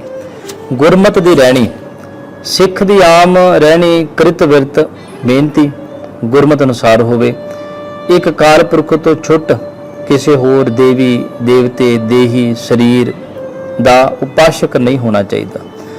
ਆਪਣੀ ਮੁਕਤੀ ਦਾ ਦਾਤਾ ਭਾਵ-ਅਰਥ ਗੁਰੂ ਗ੍ਰੰਥ ਸਾਹਿਬ ਦੇ ਅਨੁਕੂਲ ਹੋਵੇ। ਸਿੱਖ ਦੇ ਲਈ ਉਹੀ ਇੱਕ ਮੁਕਤੀ ਹੈ। ਗੁਰੂ ਗ੍ਰੰਥ ਸਾਹਿਬ ਜੀ ਦੇ ਪਾਵਨ ਗਿਆਨ, ਸਤਿਗੁਰਾਂ ਦੇ ਫਰਮਾਨ, ਉਪਦੇਸ਼, ਸਾਖੀ, ਸਿੱਖਿਆ ਜੋ ਗੁਰਮਤ ਅਨੁਕੂਲ ਹੈ, ਜੋ ਸਿੱਖਿਆ ਮਿਲਦੀ ਹੈ, ਉਹਨੂੰ ਧਾਰਨ ਕਰਨਾ ਸਿੱਖ ਦਾ ਫਰਜ਼ ਹੈ ਤੇ ਉਹਦਾ ਮਨੋਰਥ ਹੋਣਾ ਚਾਹੀਦਾ ਹੈ। 10 ਗੁਰੂ ਸਾਹਿਬਾਨ ਨੂੰ ਇੱਕੋ ਸਰੂਪ ਜਾਣਨਾ, ਜ਼ਾਤ ਪਾਤ, ਛੂਤ ਛਾਤ, ਜੰਤਰ ਮੰਤਰ ਤੰਤਰ, ਸ਼ਗਨ ਤਿਥ ਮੂਰਤ ਗ੍ਰਹਿ ਰਾਸ਼ ਸ਼ਰਾਧ ਪਿੱਤਰ ਖਿਆ ਪਿੰਡ ਪੱਤਲ ਦੀਵਾ ਕਿਰਿਆ ਕਰਮ ਹੋਮ ਜਗ ਤਰਪਣ ਸਿੱਖਾ ਸੂਤ ਪੱਦਣ। ਇਸ ਤੋਂ ਇਲਾਵਾ ਇਕਾਦਸ਼ੀ, ਪੂਰਨਮਾਸ਼ੀ ਆਦਿ ਦੇ ਵਰਤ, ਤਿਲਕ, ਜੰਜੂ, ਤੁਲਸੀ ਮਾਲਾ, ਗੋਰ, ਮਠ, ਮੜੀ, ਮੂਰਤੀ ਪੂਜਾ, ਇਹ ਸਭ ਕੁਝ ਵਿਵਰਜਿਤ ਹੈ, ਮਨਾਹੀ ਹੈ, ਮਨਮਤ ਹੈ। ਦਿਨ ਸਾਰੇ ਹੀ ਚੰਗੇ ਹਨ, ਜੇ ਮਾੜਾ ਹੁੰਦਾ ਹੈ ਬੰਦੇ ਦੀ ਆਪਣੀ ਸੋਚ ਮਾੜੀ ਹੁੰਦੀ ਹੈ। ਵਹਿਮ ਅਸੀਂ ਆਪ ਬਣਾਏ ਹਨ। ਕੋਈ ਬਿੱਲੀ ਰਸਤਾ ਕੱਟ ਜਾਵੇ ਤਾਂ ਸਾਨੂੰ ਮੁਸ਼ਕਿਲ ਖੜੀ ਹੋ ਜਾਂਦੀ ਹੈ। ਅਸੀਂ ਵੀ ਕੰਮ ਕਰਤੇ ਜਾਂਦੇ ਹਾਂ, ਘਰ ਦੇ ਰਾਸ਼ਨ ਲੈਣ ਜਾਂਦੇ ਹਾਂ, ਕਿਸੇ ਬਿੱਲੀ ਕੁੱਤੇ ਨੇ ਬੁਰਾ ਨਹੀਂ ਮਨਾਇਆ ਹੋਵੇਗਾ ਵੀ ਸਾਡੇ ਅੱਗੇ ਕੋਈ ਬੰਦਾ ਲੰਘ ਗਿਆ, ਕੋਈ ਕਾਰ ਲੰਘ ਗਈ। ਪਰ ਜੇ ਕੋਈ ਬਿੱਲੀ ਆਪਣੇ ਬੱਚਿਆਂ ਲਈ ਦੁੱਧ ਦਾ ਉਪਰਾਲਾ ਕਰਨ ਜਾ ਰਹੀ ਹੈ, ਬਿੱਲੀ ਸੈਰ ਕਰ ਰਹੀ ਹੈ, ਸਾਡੇ ਅੱਗੋਂ ਲੰਘ ਜਾਏ, ਸਾਨੂੰ ਪਤਾ ਨਹੀਂ ਕਿਉਂ ਚਿੰਤਾ ਖੜੀ ਹੋ ਜਾਂਦੀ ਹੈ। ਇਹ ਮਨਮਤ ਹੈ। ਬਾਕੀ ਜਾਨਵਰਾਂ ਨੇ ਵੀ ਆਪਣੀ ਲਾਈਫ ਜਿਉਣੀ ਹੈ, ਉਹ ਕਿਤੋਂ ਵੀ ਜਾ ਸਕਦੇ ਨੇ, ਜਿਵੇਂ ਅਸੀਂ ਕਿਤੇ ਵੀ ਆ ਜਾ ਸਕਦੇ ਹਾਂ।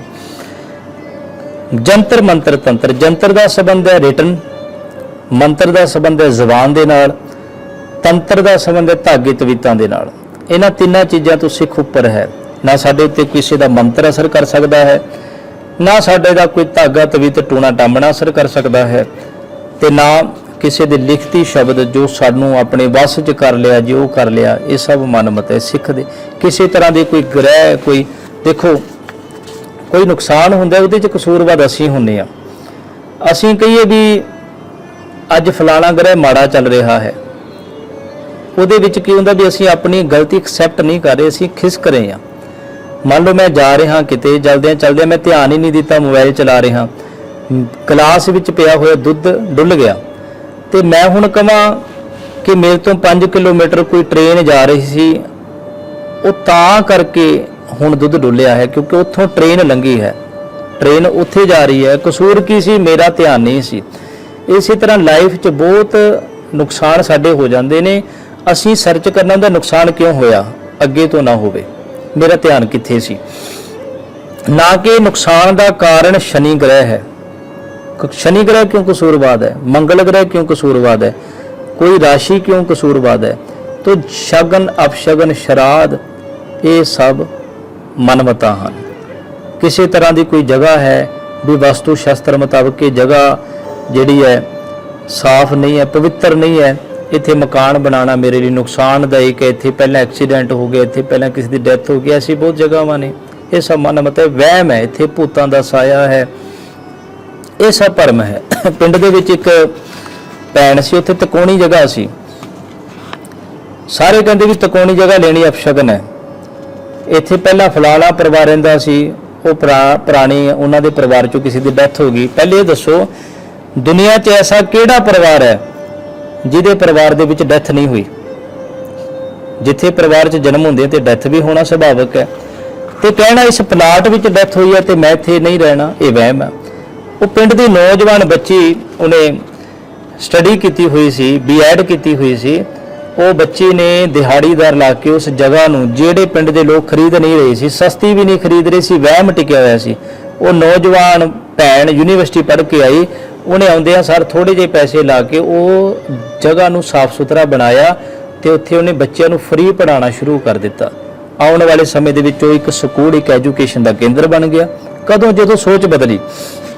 ਤਾਂ ਕਰਕੇ ਮਰਿਆਦਾ ਵਿੱਚ ਲਿਖਿਆ ਗਿਆ ਕੋਈ ਵੀ ਵਹਿਮ ਕਰਨਾ, ਕਿਸੇ ਮੂਰਤ ਤਿੱਤ ਸ਼ਗਨ ਅਪਸ਼ਗਨ ਵੀ। ਅੱਜ ਅਸੀਂ ਗੁਰਦੁਆਰਿਆਂ 'ਚ ਐਡੀ ਵੱਡੀ ਸਾਡੀ ਮਰਿਆਦਾ, ਐਡਾ ਵੱਡਾ ਸਾਡਾ ਗੁਰੂ ਗ੍ਰੰਥ ਸਾਹਿਬ ਦਾ ਗਿਆਨ, ਫਿਰ ਵੀ ਅਸੀਂ ਕਹਿੰਦੇ ਜੀ ਅੱਜ ਸੰਗਰਾਂਦ ਹੈ ਮੈਂ ਤਾਂ ਜਾਣਾ ਹੈ, ਕਿ ਬਾਕੀ ਦਿਨ ਨਹੀਂ ਜਾਣਾ।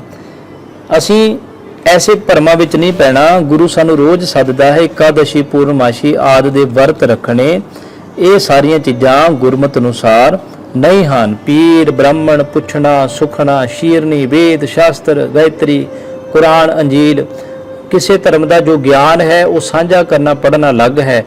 ਪਰ ਪੂਜਣਾ ਅਸੀਂ ਕੇਵਲ ਤੇ ਕੇਵਲ ਗੁਰੂ ਗ੍ਰੰਥ ਸਾਹਿਬ ਜੀ ਦੀ ਬਾਣੀ ਨੂੰ ਹੈ। ਕਿਸੇ ਤੋਂ ਕੋਈ ਪੁੱਛਿਆ ਨਹੀਂ ਰਹਿਣੀ। ਸਾਡੀ ਲਾਈਫ ਬਾਰੇ ਸਾਡੇ ਤੋਂ ਬਿਹਤਰ ਕੋਈ ਨਹੀਂ ਜਾਣਦਾ।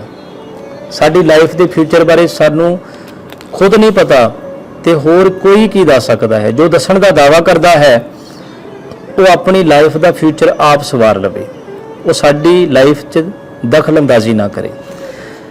ਖਾਲਸਾ ਸਾਰੇ ਮਤਾਂ ਤੋਂ ਨਿਆਰਾ ਰਹੇ। ਹਰ ਇੱਕ ਕੰਮ ਕਰਨ ਤੋਂ ਪਹਿਲਾਂ ਪਰਮਾਤਮਾ ਦੇ ਅੱਗੇ ਅਰਦਾਸ ਬੇਨਤੀ ਕਰੇ ਤਾਂ ਜੋ ਸਾਨੂੰ ਕੌਨਫੀਡੈਂਸ ਆਵੇ, ਅਸੀਂ ਉਸ ਕੰਮ ਦੇ ਲਈ ਉਦਮ ਕਰ ਸਕੀਏ। ਸਿੱਖ ਲਈ ਗੁਰਮੁਖੀ ਵਿੱਦਿਆ ਪੜ੍ਹਨੀ ਜ਼ਰੂਰੀ ਹੈ। ਹੋਰ ਵਿੱਦਿਆ ਵੀ ਜਿੰਨੀ ਮਰਜ਼ੀ ਪੜ੍ਹੇ, ਸੰਤਾਨ ਦੀ ਗੁਰਸਿੱਖੀ ਦੀ ਵਿੱਦਿਆ ਦਿਵਾਉਣ ਸਿੱਖ ਨੂੰ, ਸੰਤਾਨ ਨੂੰ, ਬੱਚਿਆਂ ਨੂੰ ਗੁਰਮੁਖੀ ਦੀ ਵਿੱਦਿਆ ਦਿਵਾਉਣਾ ਸਿੱਖ ਦਾ ਫਰਜ਼ ਹੈ। ਕਿਸੇ ਤਰ੍ਹਾਂ ਦੇ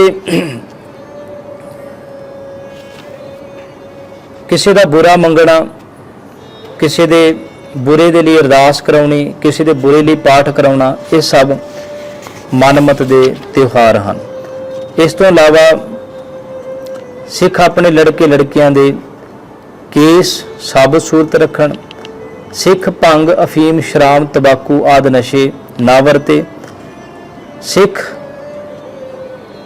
ਇੱਥੇ ਜਿਹੜੇ ਸ਼ਬਦ ਲਿਖੇ ਗਏ ਹਨ, ਕਿਸੇ ਤਰ੍ਹਾਂ ਦੇ ਕੰਨਿਆ ਨਾ ਮਾਰੇ, ਕੋਈ ਕੁੜੀ ਮਾਰ, ਕੋਈ ਗੁਲਾਮੀ ਦੇ ਚਿੰਨ੍ਹ, ਇਹ ਸਾਰੇ ਜਿਹੜੇ ਪਾਬੰਦੀ ਹਨ।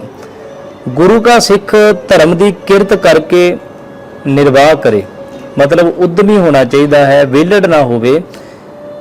ਗੁਰੂ का ਸਿੱਖ ਗਰੀਬ ਦੀ ਰਸਨਾ ਨੂੰ ਗੁਰੂ ਦੀ ਗੋਲਕ ਸਮਝੇ। ਗੋਲਕ ਉਹੀ ਨਹੀਂ ਹੁੰਦੀ ਵੀ ਜਿਹੜੀ ਲੋਹੇ ਸਟੀਲ ਦੀ ਬਣੀ ਹੈ, ਜਿੱਥੇ ਲਿਖ ਦਿੱਤਾ ਗਿਆ ਮਾਇਆ ਗੋਲਕ ਵਿੱਚ ਪਾਓ ਜੀ, ਨਹੀਂ, ਕਿਸੇ ਗਰੀਬ ਦੇ ਮੂੰਹ ਦੇ ਉੱਤੇ ਕੋਈ ਭੋਜਨ ਪਾ ਦੇਣਾ, ਕਿਸੇ ਗਰੀਬ ਦੀ ਹੈਲਪ ਕਰ ਦੇਣੀ ਵੀ ਇੱਕ ਗੋਲਕ ਹੁੰਦੀ ਹੈ। ਇਸ ਤੋਂ ਇਲਾਵਾ ਚੋਰੀ ਜਾਰੀ ਨਾ ਕਰੇ, ਜੂਆ ਨਾ ਖੇਡੇ, ਪਰ बेटी को बेटी जाने, पर स्त्री को मात बखाने, आपने स्त्री जो रत होई, रहतबंद सिख है सोई। मर्यादक तौर के उत्ते विचार लिखे गए। इस तो इलावा गुरु का सिख जन्म तो लैके अखीर मौत तक केवल गुरु मर्यादा विच ही रहे। सिख नूं मिलन समय फतेह बुलाए, सांझ पाए, प्यार बनिया रहे, विचारां करन, ज्ञानवान होण। सिख स्त्री मर्द जां घुंड कढ़ना उचित नहीं है। सिख ਲਈ कशहरा, दस्तार, छुट पोशाक कोई भी पाबंदी नहीं है। जिन्हों जो रंग पसंद है, जिन्हों जिस तरह की फिटिंग पसंद है, कोई खुला पाउंदा है, कोई लोअर पाउंदा है, कोई जीन पाउंदा है, कोई कुर्ता पजामा पाउंदा है, कोई जोड़ा पाउंदा है। सब की आपो अपनी मर्जी है। सिखी का भेख नाल कोई लेना देना नहीं है। हाँ, इन्ना संबंध इन्ना जरूर है कि बाबा होर पहनन खुशी खुआर, जित पैदे तन पीड़ी है, मन में चले विचार। ਇਹੋ ਜਿਹਾ ਜ਼ਰੂਰ ਹੈ। ਜਨਮ ਤੇ ਨਾਮ ਸੰਸਕਾਰ, ਸਿੱਖ ਦੇ ਘਰ ਬਾਲਕ ਦਾ ਜਨਮ ਹੋਵੇ ਤੇ ਉਹ ਗੁਰੂ ਹਜ਼ੂਰੀ ਵਿੱਚ ਜਦੋਂ ਉੱਠਣ ਬੈਠਣ ਯੋਗ ਹੋ ਜਾਣ, ਪਰਿਵਾਰ ਸਹਿਤ ਪਹੁੰਚ ਕੇ ਕੜਾਹ ਪ੍ਰਸ਼ਾਦੀ ਦੇਗ ਲੈ ਕੇ ਗੁਰੂ ਸਾਹਿਬ ਜੀ ਦਾ ਸ਼ੁਕਰਾਨਾ ਕਰਨ। ਅਕਾਲ ਪੁਰਖ ਦੀ ਬਾਣੀ ਨੂੰ ਪੜ੍ਹਿਆ ਜਾਵੇ। ਇਸ ਤੋਂ ਇਲਾਵਾ ਸਿਹਰਾ, ਮੁਕਟ, ਗਾਨਾ ਬੰਨਣਾ, ਪਿੱਤਰ ਪੂਜਣੇ, ਕੱਚੀ ਲੱਸੀ ਪੈਰ ਧੋਣੇ, ਬੇਰੀ ਜੰਡੀ ਵੱਢਣੀ, ਘੜੋਲੀ ਭਰਨੀ, ਰੁੱਸ ਕੇ ਜਾਣਾ, ਛੰਦ ਪੜ੍ਹਨੇ, ਹਵਨ ਕਰਨੇ, ਬੇਦੀ ਕੱਢਣੀ ਆਦਿ ਵੇਸ਼ਵਾ ਦਾ ਨਾਚ, ਸ਼ਰਾਬ, ਨਸ਼ਾ ਮਨਮਤ ਹੈ। ਇਸ ਤੋਂ ਇਲਾਵਾ ਪਰਿਵਾਰ ਦੀ ਸੁੱਖ ਲਈ ਕੋਈ ਵਿਆਹ ਦਿਹਾੜਾ ਰੱਖਿਆ ਜਾਵੇ। ਕੋਈ ਦਿਨ ਦਾ ਵਹਿਮ ਨਹੀਂ ਕਰਨਾ ਵੀ ਅੱਜ ਦਿਨ ਚੰਗਾ ਹੈ, ਅੱਜ ਦਿਨ ਸ਼ਗਨਾਂ ਦਾ ਹੈ, ਅੱਜ ਦਿਨ ਸ਼ਰਾਧਾਂ ਦਾ ਹੈ, ਅੱਜ ਪੰਚਕਣਾ ਲੱਗੀਆਂ ਹਨ। ਇਹ ਸਭ ਕੁਝ ਮਨਮਤ ਹੈ। ਇਸ ਤੋਂ ਇਲਾਵਾ ਅੱਗੇ ਲਿਖਿਆ ਗਿਆ, ਵਿਆਹ ਵੇਲੇ ਗੁਰੂ ਗ੍ਰੰਥ ਸਾਹਿਬ ਜੀ ਦੀ ਹਜ਼ੂਰ ਦੀਵਾਨ ਲੱਗੇ, ਰਾਗੀ ਸਿੰਘ ਕੀਰਤਨ ਕਰਨ, ਫਿਰ लड़की ते लड़का गुरु ग्रंथ साहिब जी दे हजूर बिठाए जान। आनंद कारज की मर्यादा, लड़की लड़के दे खब्बे पासे बैठे संगत की आग्ञा लैके आनंद पढ़ाउण वाला सिख जां मर्द इस्त्री, लड़के लड़की ते उन्हां दे मापियां दे जां कोई होर परिवारक जिम्मेवारी वाला जदों माँ बाप ना होण, आनंद की रमता की अरदास विच शामिल होण। आनंद कारज दे ਜਿਹੜੇ ਨਿਯਮ ਨੇ ਸਿੱਖ ਰਹਿਤ ਮਰਿਆਦਾ ਦੇ ਪੜ੍ਹਨੇ ਬਹੁਤ ਜ਼ਰੂਰੀ ਨੇ। ਏਕ ਜੋਤ ਦੁਇ ਮੂਰਤੀ, ਧਨ ਫਿਰ ਕਈਆਂ ਸੋਏ। ਜੋ ਮਹਾਰਾਜ ਨੇ ਸਾਨੂੰ ਬਾਣੀ ਬਖਸ਼ਿਸ਼ ਕੀਤੀ ਹੈ, ਰਾਹ ਪਾਵਨ ਬਾਣੀ ਅਸੀਂ ਪੜ੍ਹਦੇ ਹਾਂ, ਜੋ ਲਾਵਾਂ ਉਹਨਾਂ ਦੇ ਅਰਥ ਵਿਚਾਰ ਤੋਂ ਜਾਣੂ ਹੋਣਾ ਵੀ ਸਾਡੇ ਲਈ ਇੱਕ ਬਹੁਤ ਜ਼ਰੂਰੀ ਹੈ। ਵਰ ਨੂੰ ਦੱਸਿਆ ਜਾਵੇ ਕਿ ਲੜਕੀ ਵਾਲਿਆਂ ਨੇ ਤੁਹਾਨੂੰ ਵਧੀਕ ਯੋਗ ਵਰ ਚੁਣਿਆ ਹੈ। ਇਸ ਤਰ੍ਹਾਂ ਦੇ ਜੋ ਨਿਯਮ ਹਨ। ਕੰਨਿਆ ਨੂੰ ਦੱਸਿਆ ਜਾਵੇ ਕਿ ਗੁਰੂ ਗ੍ਰੰਥ ਸਾਹਿਬ ਦੀ संगत दे नाल जुड़ना, गुरु ग्रंथ साहिब की बाणी दे नाल जुड़ना, निर्मल भो रखना, दुख सुख दे विच मजबूत होकर जिंदगी जिउणी, ये गुरबाणी दे उपदेश दृढ़ कराने बहुत जरूरी हैं। इस तो इलावा जो सिख रहत मर्यादा दे विच वो ये है कि अमरधारी परिवार होवे ਤਾਂ ਜੋ ਇੱਕ ਚੰਗੀ ਸੋਚ ਜਾ ਸਕੇ। ਜੇ ਕੋਈ ਦੂਜਾ ਪਰਿਵਾਰ ਵੀ ਮਿਲਦਾ ਹੈ, ਅਸੀਂ ਉਹਨਾਂ ਦੀ ਸੋਚ ਨੂੰ ਵੀ, ਕਿਉਂਕਿ ਜਿੰਨੇ ਵਹਿਮ ਹੋਣਗੇ, ਜਿੰਨੇ ਭਰਮ ਹੋਣਗੇ, ਸੁਭਾਵਿਕ ਗੱਲ ਹੈ ਕਿ ਉਹਨੇ ਕਲੇਸ਼ ਪੈਦਾ ਹੋਣਗੇ। ਅਗਲਾ ਸਾਡਾ ਵਿਸ਼ਾ ਹੈ ਮ੍ਰਿਤਕ ਸੰਸਕਾਰ। ਮ੍ਰਿਤਕ ਸੰਸਕਾਰ ਪੜ੍ਹਨਾ ਬਹੁਤ ਜ਼ਰੂਰੀ ਹੈ। ਲਗਭਗ ਸਿੱਖ ਰਹਿਤ ਮਰਿਆਦਾ ਜੋ ਅਸੀਂ ਪੜ੍ਹ ਰਹੇ ਹਾਂ ਉਹਦੀ ਸਮਾਪਤੀ ਹੈ। ਪ੍ਰਾਣੀ ਨੂੰ ਮਰਨ ਵੇਲੇ ਜੇ ਮੰਜੇ ਤੇ ਹੋਵੇ ਤਾਂ ਹੇਠਾਂ ਨਹੀਂ ਉਤਾਰਨਾ, ਦੀਵਾ ਵੱਟੀ ਗਊ ਮਨਸਾਉਣਾ ਜਾਂ ਹੋਰ ਕੋਈ ਮਾਨਮਤ ਸੰਸਕਾਰ ਨਹੀਂ ਕਰਨਾ। ਕੇਵਲ ਗੁਰਬਾਣੀ ਦਾ ਪਾਠ ਕਰਨਾ, ਇਹ ਸਿੱਖ ਦੇ ਲਈ ਜ਼ਰੂਰੀ ਹੈ। ਪ੍ਰਾਣੀ ਦੇ ਦੇਹ ਤਿਆਗਣ ਤੇ ਧਾਰ ਨਹੀਂ ਮਾਰਨੀ, ਪਿੱਟ ਸਿਆਪਾ ਨਹੀਂ ਕਰਨਾ, ਮਨ ਨੂੰ ਪ੍ਰਮਾਤਮਾ ਦੀ ਵਾਹਿਗੁਰੂ ਦੀ ਰਜ਼ਾ ਵਿੱਚ ਲੈ ਕੇ ਆਉਣਾ, ਪਾਠ ਕਰਨਾ ਸਿੱਖ ਦੇ ਲਈ ਜ਼ਰੂਰੀ ਹੈ। ਪ੍ਰਾਣੀ ਭਾਵੇਂ ਛੋਟੀ ਉਮਰ ਦਾ ਹੋਵੇ, ਸੰਸਕਾਰ ਕਰਨਾ ਚਾਹੀਦਾ ਹੈ। ਜਿੱਥੇ ਕੋਈ ਕਾਰਨ ਬਣ ਗਿਆ, ਉੱਥੋਂ ਦੇ ਇਲਾਕੇ ਦੇ ਮੁਤਾਬਕ ਕੋਈ ਜਿਸ ਤਰ੍ਹਾਂ ਦੀ ਮਰਿਆਦਾ ਬਣਦੀ ਉਹ ਕਰ ਲੈਣੀ ਚਾਹੀਦੀ ਹੈ। ਕੋਈ ਵਹਿਮ ਭਰਮ ਨਹੀਂ ਕਰਨਾ। ਸੰਸਕਾਰ ਕਰਨ ਸਮੇਂ ਦਿਨ ਰਾਤ ਜਾਂ ਸਮੇਂ ਦਾ ਕੋਈ ਵੀ ਵਹਿਮ ਨਹੀਂ ਕਰਨਾ। ਮ੍ਰਿਤਕ ਸਰੀਰ ਨੂੰ ਇਸ਼ਨਾਨ ਕਰਾ ਕੇ ਸਾਫ਼ ਸੁਥਰੇ ਕੱਪੜੇ ਪਵਾ ਕੇ ਕਕਾਰ ਜੁਦਾ ਨਹੀਂ ਕਰਨੇ। ਫਿਰ ਤਖਤੇ ਉੱਤੇ ਪਾ ਕੇ ਚਲਾਣੇ ਦਾ ਅਰਦਾਸਾ ਸੋਹ ਦਿੱਤਾ ਜਾਵੇ। ਫਿਰ ਅਰਥੀ ਨੂੰ ਚੁੱਕ ਕੇ ਸ਼ਮਸ਼ਾਨ ਭੂਮੀ ਵੱਲ ਲਿਜਾਇਆ ਜਾਵੇ। ਵਿਰਾਗਮਈ ਸ਼ਬਦ ਪੜ੍ਹੇ ਜਾਣ ਤੇ ਸੰਸਕਾਰ ਕੀਤਾ ਜਾਵੇ। ਉਪਰੰਤ ਅਰਦਾਸ ਕਰਕੇ ਘਰ ਆ ਕੇ ਬਾਣੀ ਦੇ ਨਾਲ ਜੁੜਿਆ ਜਾਵੇ। ਉਸ ਤੋਂ ਬਾਅਦ ਵਿੱਚ ਜਿਹਨੂੰ ਅਸੀਂ ਫੁੱਲ ਚੁਗਣਾ ਕਹਿੰਦੇ ਹਾਂ, ਅੰਗੀਠਾ ਸਾਂਭ ਕੇ ਜਿਹੜਾ ਗੁਰਬਾਣੀ ਦੇ ਨਾਲ ਜੁੜ ਕੇ ਅਸੀਂ ਰੱਬੀ ਰਜ਼ਾ ਵਿੱਚ ਆਉਣਾ ਹੈ। ਕਈ ਤਰ੍ਹਾਂ ਦੇ ਭਰਮ ਅਸੀਂ ਮ੍ਰਿਤਕ ਸੰਸਕਾਰ ਦੇ ਉੱਤੇ ਆਮ ਪੈਦਾ ਪਾ ਲੈਂਦੇ ਹਾਂ। ਜਿੱਥੇ ਸੰਸਕਾਰ ਕੀਤਾ ਜਾਂਦਾ ਹੈ ਉਹਨਾਂ ਚਾਰੇ ਥਾਵਾਂ ਦੇ ਉੱਤੇ ਕੇਲਾ, ਸੇਬ, ਬਰਫੀ ਰੱਖਣੇ, ਫਰੂਟ ਰੱਖਣੇ। ਫਿਰ ਕੀ ਹੁੰਦਾ ਹੈ, ਜਿਹੜੇ ਸ਼ਮਸ਼ਾਨ ਘਾਟ 'ਚ ਜਮਾਦਾਰ ਹੁੰਦੇ ਨੇ, ਕੰਮ ਕਰਨ ਵਾਲੇ, ਕੋਈ ਚੌਂਕੀਦਾਰ, ਕੋਈ ਪਹਿਰੇਦਾਰ, ਜਦੋਂ ਪਰਿਵਾਰ ਲੰਘ ਜਾਂਦਾ ਉਹ ਵਿਚਾਰਾ ਉਹੀ ਕੇਲੇ ਚੁੱਕਦਾ ਹੈ, ਥੈਲੇ ਵਿੱਚ ਪਾਉਂਦਾ ਹੈ, ਉਹੀ ਸੇਬ ਚੁੱਕਦਾ ਹੈ। ਕਿਉਂ? ਕਿਉਂਕਿ ਉਹਦੇ ਵੀ ਬੱਚੇ ਹਨ। ਜਿੱਥੇ ਪ੍ਰਾਣੀ ਦਾ ਸੰਸਕਾਰ ਹੋਇਆ, ਅਸੀਂ ਮਾਰਕੀਟ 'ਚੋਂ ਵਧੀਆ ਚੀਜ਼ ਖਰੀਦ ਕੇ ਮਿੱਟੀ 'ਚ ਰੱਖਦੇ ਹਾਂ। ਫਿਰ ਉਹ ਜਮਾਦਾਰ, ਕੋਈ ਪਹਿਰੇ ਵਾਲਾ, ਚੌਂਕੀਦਾਰ ਉਹ ਚੁੱਕ ਕੇ ਆਪਣੇ ਬੱਚੇ ਨੂੰ ਖਵਾਉਂਦਾ ਹੈ। ਕਿਉਂ? ਕਿਉਂਕਿ ਉਹ ਗਰੀਬ ਹੈ, ਉਹਦੀ ਮਜਬੂਰੀ ਹੈ। ਅਸੀਂ ਕਿਉਂ ਨਹੀਂ ਜ਼ਮੀਨ ਉੱਤੇ ਰੱਖਣ ਦੀ ਬਜਾਏ ਸਿੱਧਾ ਉਸ ਗਰੀਬ ਦੀ ਹੈਲਪ ਕਰ ਦਿੰਦੇ, ਡਾਇਰੈਕਟ ਅਸੀਂ ਉਸ ਨੂੰ ਦੇ ਦਿੰਦੇ। ਕਿਉਂਕਿ ਉਹ ਕੇਲੇ ਸੇਬ ਦਾ ਸੰਬੰਧ ਮਰੇ ਹੋਏ ਪ੍ਰਾਣੀ ਨਾਲ ਨਹੀਂ ਹੈ। ਜਿਉਂਦੇ ਪ੍ਰਾਣੀ ਨੂੰ ਤੁਸੀਂ ਕੋਈ ਲੋਈ ਦੇ ਦਿੰਦੇ ਤੇ ਵਧੀਆ ਹੈ। ਮਰਨ ਤੋਂ ਬਾਅਦ ਪਾਈਆਂ ਹੋਈਆਂ ਲੋਈਆਂ ਵਿਅਰਥ ਹਨ। ਜਿਉਂਦੇ ਪ੍ਰਾਣੀ ਨੂੰ ਤੁਸੀਂ ਫਰੂਟ ਖਿਲਾ ਕੇ, ਦਵਾਈ ਦੇ ਕੇ ਧਿਆਨ ਰੱਖੋ, ਸਹੀ ਹੈ। ਮਰੇ ਹੋਏ ਪ੍ਰਾਣੀ ਦੀ ਡੈੱਡ ਬੋਡੀ ਤੇ ਜਾਂ ਸ਼ਮਸ਼ਾਨ ਘਾਟ ਜਿੰਨੇ ਮਰਜ਼ੀ ਫੁੱਲ ਤੁਸੀਂ ਫਲ ਖਿਲਾ ਰਾਓ, ਉਹ ਕਿਸੇ ਵੈਲਿਊ ਵਿੱਚ ਨਹੀਂ ਆਉਂਦੇ। ਤੋਂ ਮਰਿਆਦਾ ਸਾਨੂੰ ਇਹੀ ਸੌਖਾ ਦੱਸ ਰਹੀ ਹੈ ਕਿ ਅਸੀਂ ਰੱਬੀ ਰਜ਼ਾ ਦੇ ਵਿੱਚ ਆ ਕੇ ਜੁੜਨਾ ਹੈ ਤੇ ਇਸ ਤੋਂ ਇਲਾਵਾ ਕਿਸੇ ਤਰ੍ਹਾਂ ਦੇ ਕੋਈ ਵਹਿਮ ਭਰਮ ਨਹੀਂ ਕਰਨਾ। ਅੱਧ ਮਾਰਗ, ਸਿਆਪਾ, ਫੂੜੀ, ਦੀਵਾ, ਪਿੰਡ ਕਿਰਿਆ, ਸ਼ਰਾਧ, ਬੁੱਢਾ ਮਰਨਾ ਆਦਿ ਸਭ ਕੁਝ ਕਰਨਾ ਇਹ ਮਨਮਤ ਹੈ। ਸੋ ਇਹ ਇੱਕ ਮਰਿਆਦਾ ਹੈ। ਇਸ ਤੋਂ ਉਪਰੰਤ ਹੈ ਸੇਵਾ ਸਾਡੀ ਭਾਵਨਾ ਹੋਣੀ ਚਾਹੀਦੀ ਹੈ। ਲੰਗਰ ਦੇ ਵਿੱਚ ਬਿਨਾਂ ਕਿਸੇ ਊਚ ਨੀਚ ਵਿਤਕਰੇ ਤੋਂ ਸੇਵਾ ਕਰਨੀ ਚਾਹੀਦੀ ਹੈ। ਪੰਥਕ ਰਹਿਣੀ, ਜਿਸ ਵਿੱਚ ਆ ਜਾਂਦਾ ਗੁਰਪੰਥ, ਅੰਮ੍ਰਿਤ ਸੰਸਕਾਰ ਅਤੇ ਆਦਿਕ। ਅੰਮ੍ਰਿਤ ਸੰਚਾਰ ਉਹ ਹੈ ਜੋ ਗੁਰੂ ਸਾਹਿਬ ਨੇ ਸਾਨੂੰ 1699 ਦੇ ਵਿੱਚ ਬਖਸ਼ਿਸ਼ ਕੀਤਾ, ਕੁਰੈਤਾਂ ਦਿੱਤੀਆਂ ਤਾਂ ਜੋ ਵਿਵਰਜਿਤ ਹੋ ਕੇ ਜੀਵਨ ਬਤੀਤ ਕਰੀਏ, ਕਕਾਰ ਦਿੱਤੇ ਜਿਨ੍ਹਾਂ ਨੂੰ ਧਾਰਨ ਕਰਕੇ ਅਸੀਂ ਗੁਰੂ ਦੀ ਵਿਚਾਰ ਨਾਲ, ਗੁਰੂ ਦੇ ਪੰਥ ਨਾਲ, ਗੁਰੂ ਦੇ ਸਿਧਾਂਤ ਨਾਲ ਜੁੜ ਸਕੀਏ। ਸੋ ਅਸੀਂ ਸਿੱਖ ਰਹਿਤ ਮਰਿਆਦਾ ਨੂੰ ਪੜ੍ਹਨ ਦੀ ਕੋਸ਼ਿਸ਼ ਕੀਤੀ ਹੈ। ਬੇਨਤੀ ਹੈ ਸਾਰਿਆਂ ਦੇ ਪਰਿਵਾਰਾਂ ਦੇ ਘਰਾਂ ਦੇ ਵਿੱਚ ਇਹ ਸਿੱਖ ਰਹਿਤ ਮਰਿਆਦਾ ਹੋਣੀ ਬਹੁਤ ਜ਼ਰੂਰੀ ਹੈ। ਕਿਉਂਕਿ ਮਰਿਆਦਾ ਉਹ ਹੈ ਜੋ ਸਾਨੂੰ ਗੁਰੂ ਗ੍ਰੰਥ ਸਾਹਿਬ ਦੀ ਬਾਣੀ ਨਾਲ ਜੁੜਨ ਦੇ ਲਈ ਸੌਖਾ ਕਰਦੀ ਹੈ।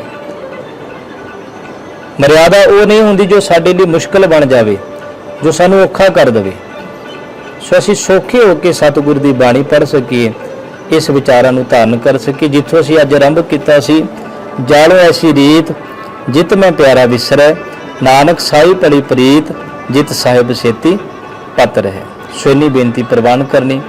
ਸਿੱਖ ਰਹਿਤ ਮਰਿਆਦਾ ਅਸੀਂ ਵਿਚਾਰੀ ਹੈ, ਅਸੀਂ ਲਾਗੂ ਕਰੀਏ। ਪੰਥ ਪ੍ਰਵਾਨਿਤ ਹੈ ਤਾਂ ਜੋ ਸਾਰੇ ਗੁਰੂ ਘਰਾਂ ਦੇ ਵਿੱਚ ਸਾਰੇ ਸਿੱਖਾਂ ਦੀ ਸੋਚ ਇੱਕ ਹੋ ਸਕੇ। ਅਸੀਂ ਵਹਿਮੀ ਨਾ ਹੋਈਏ।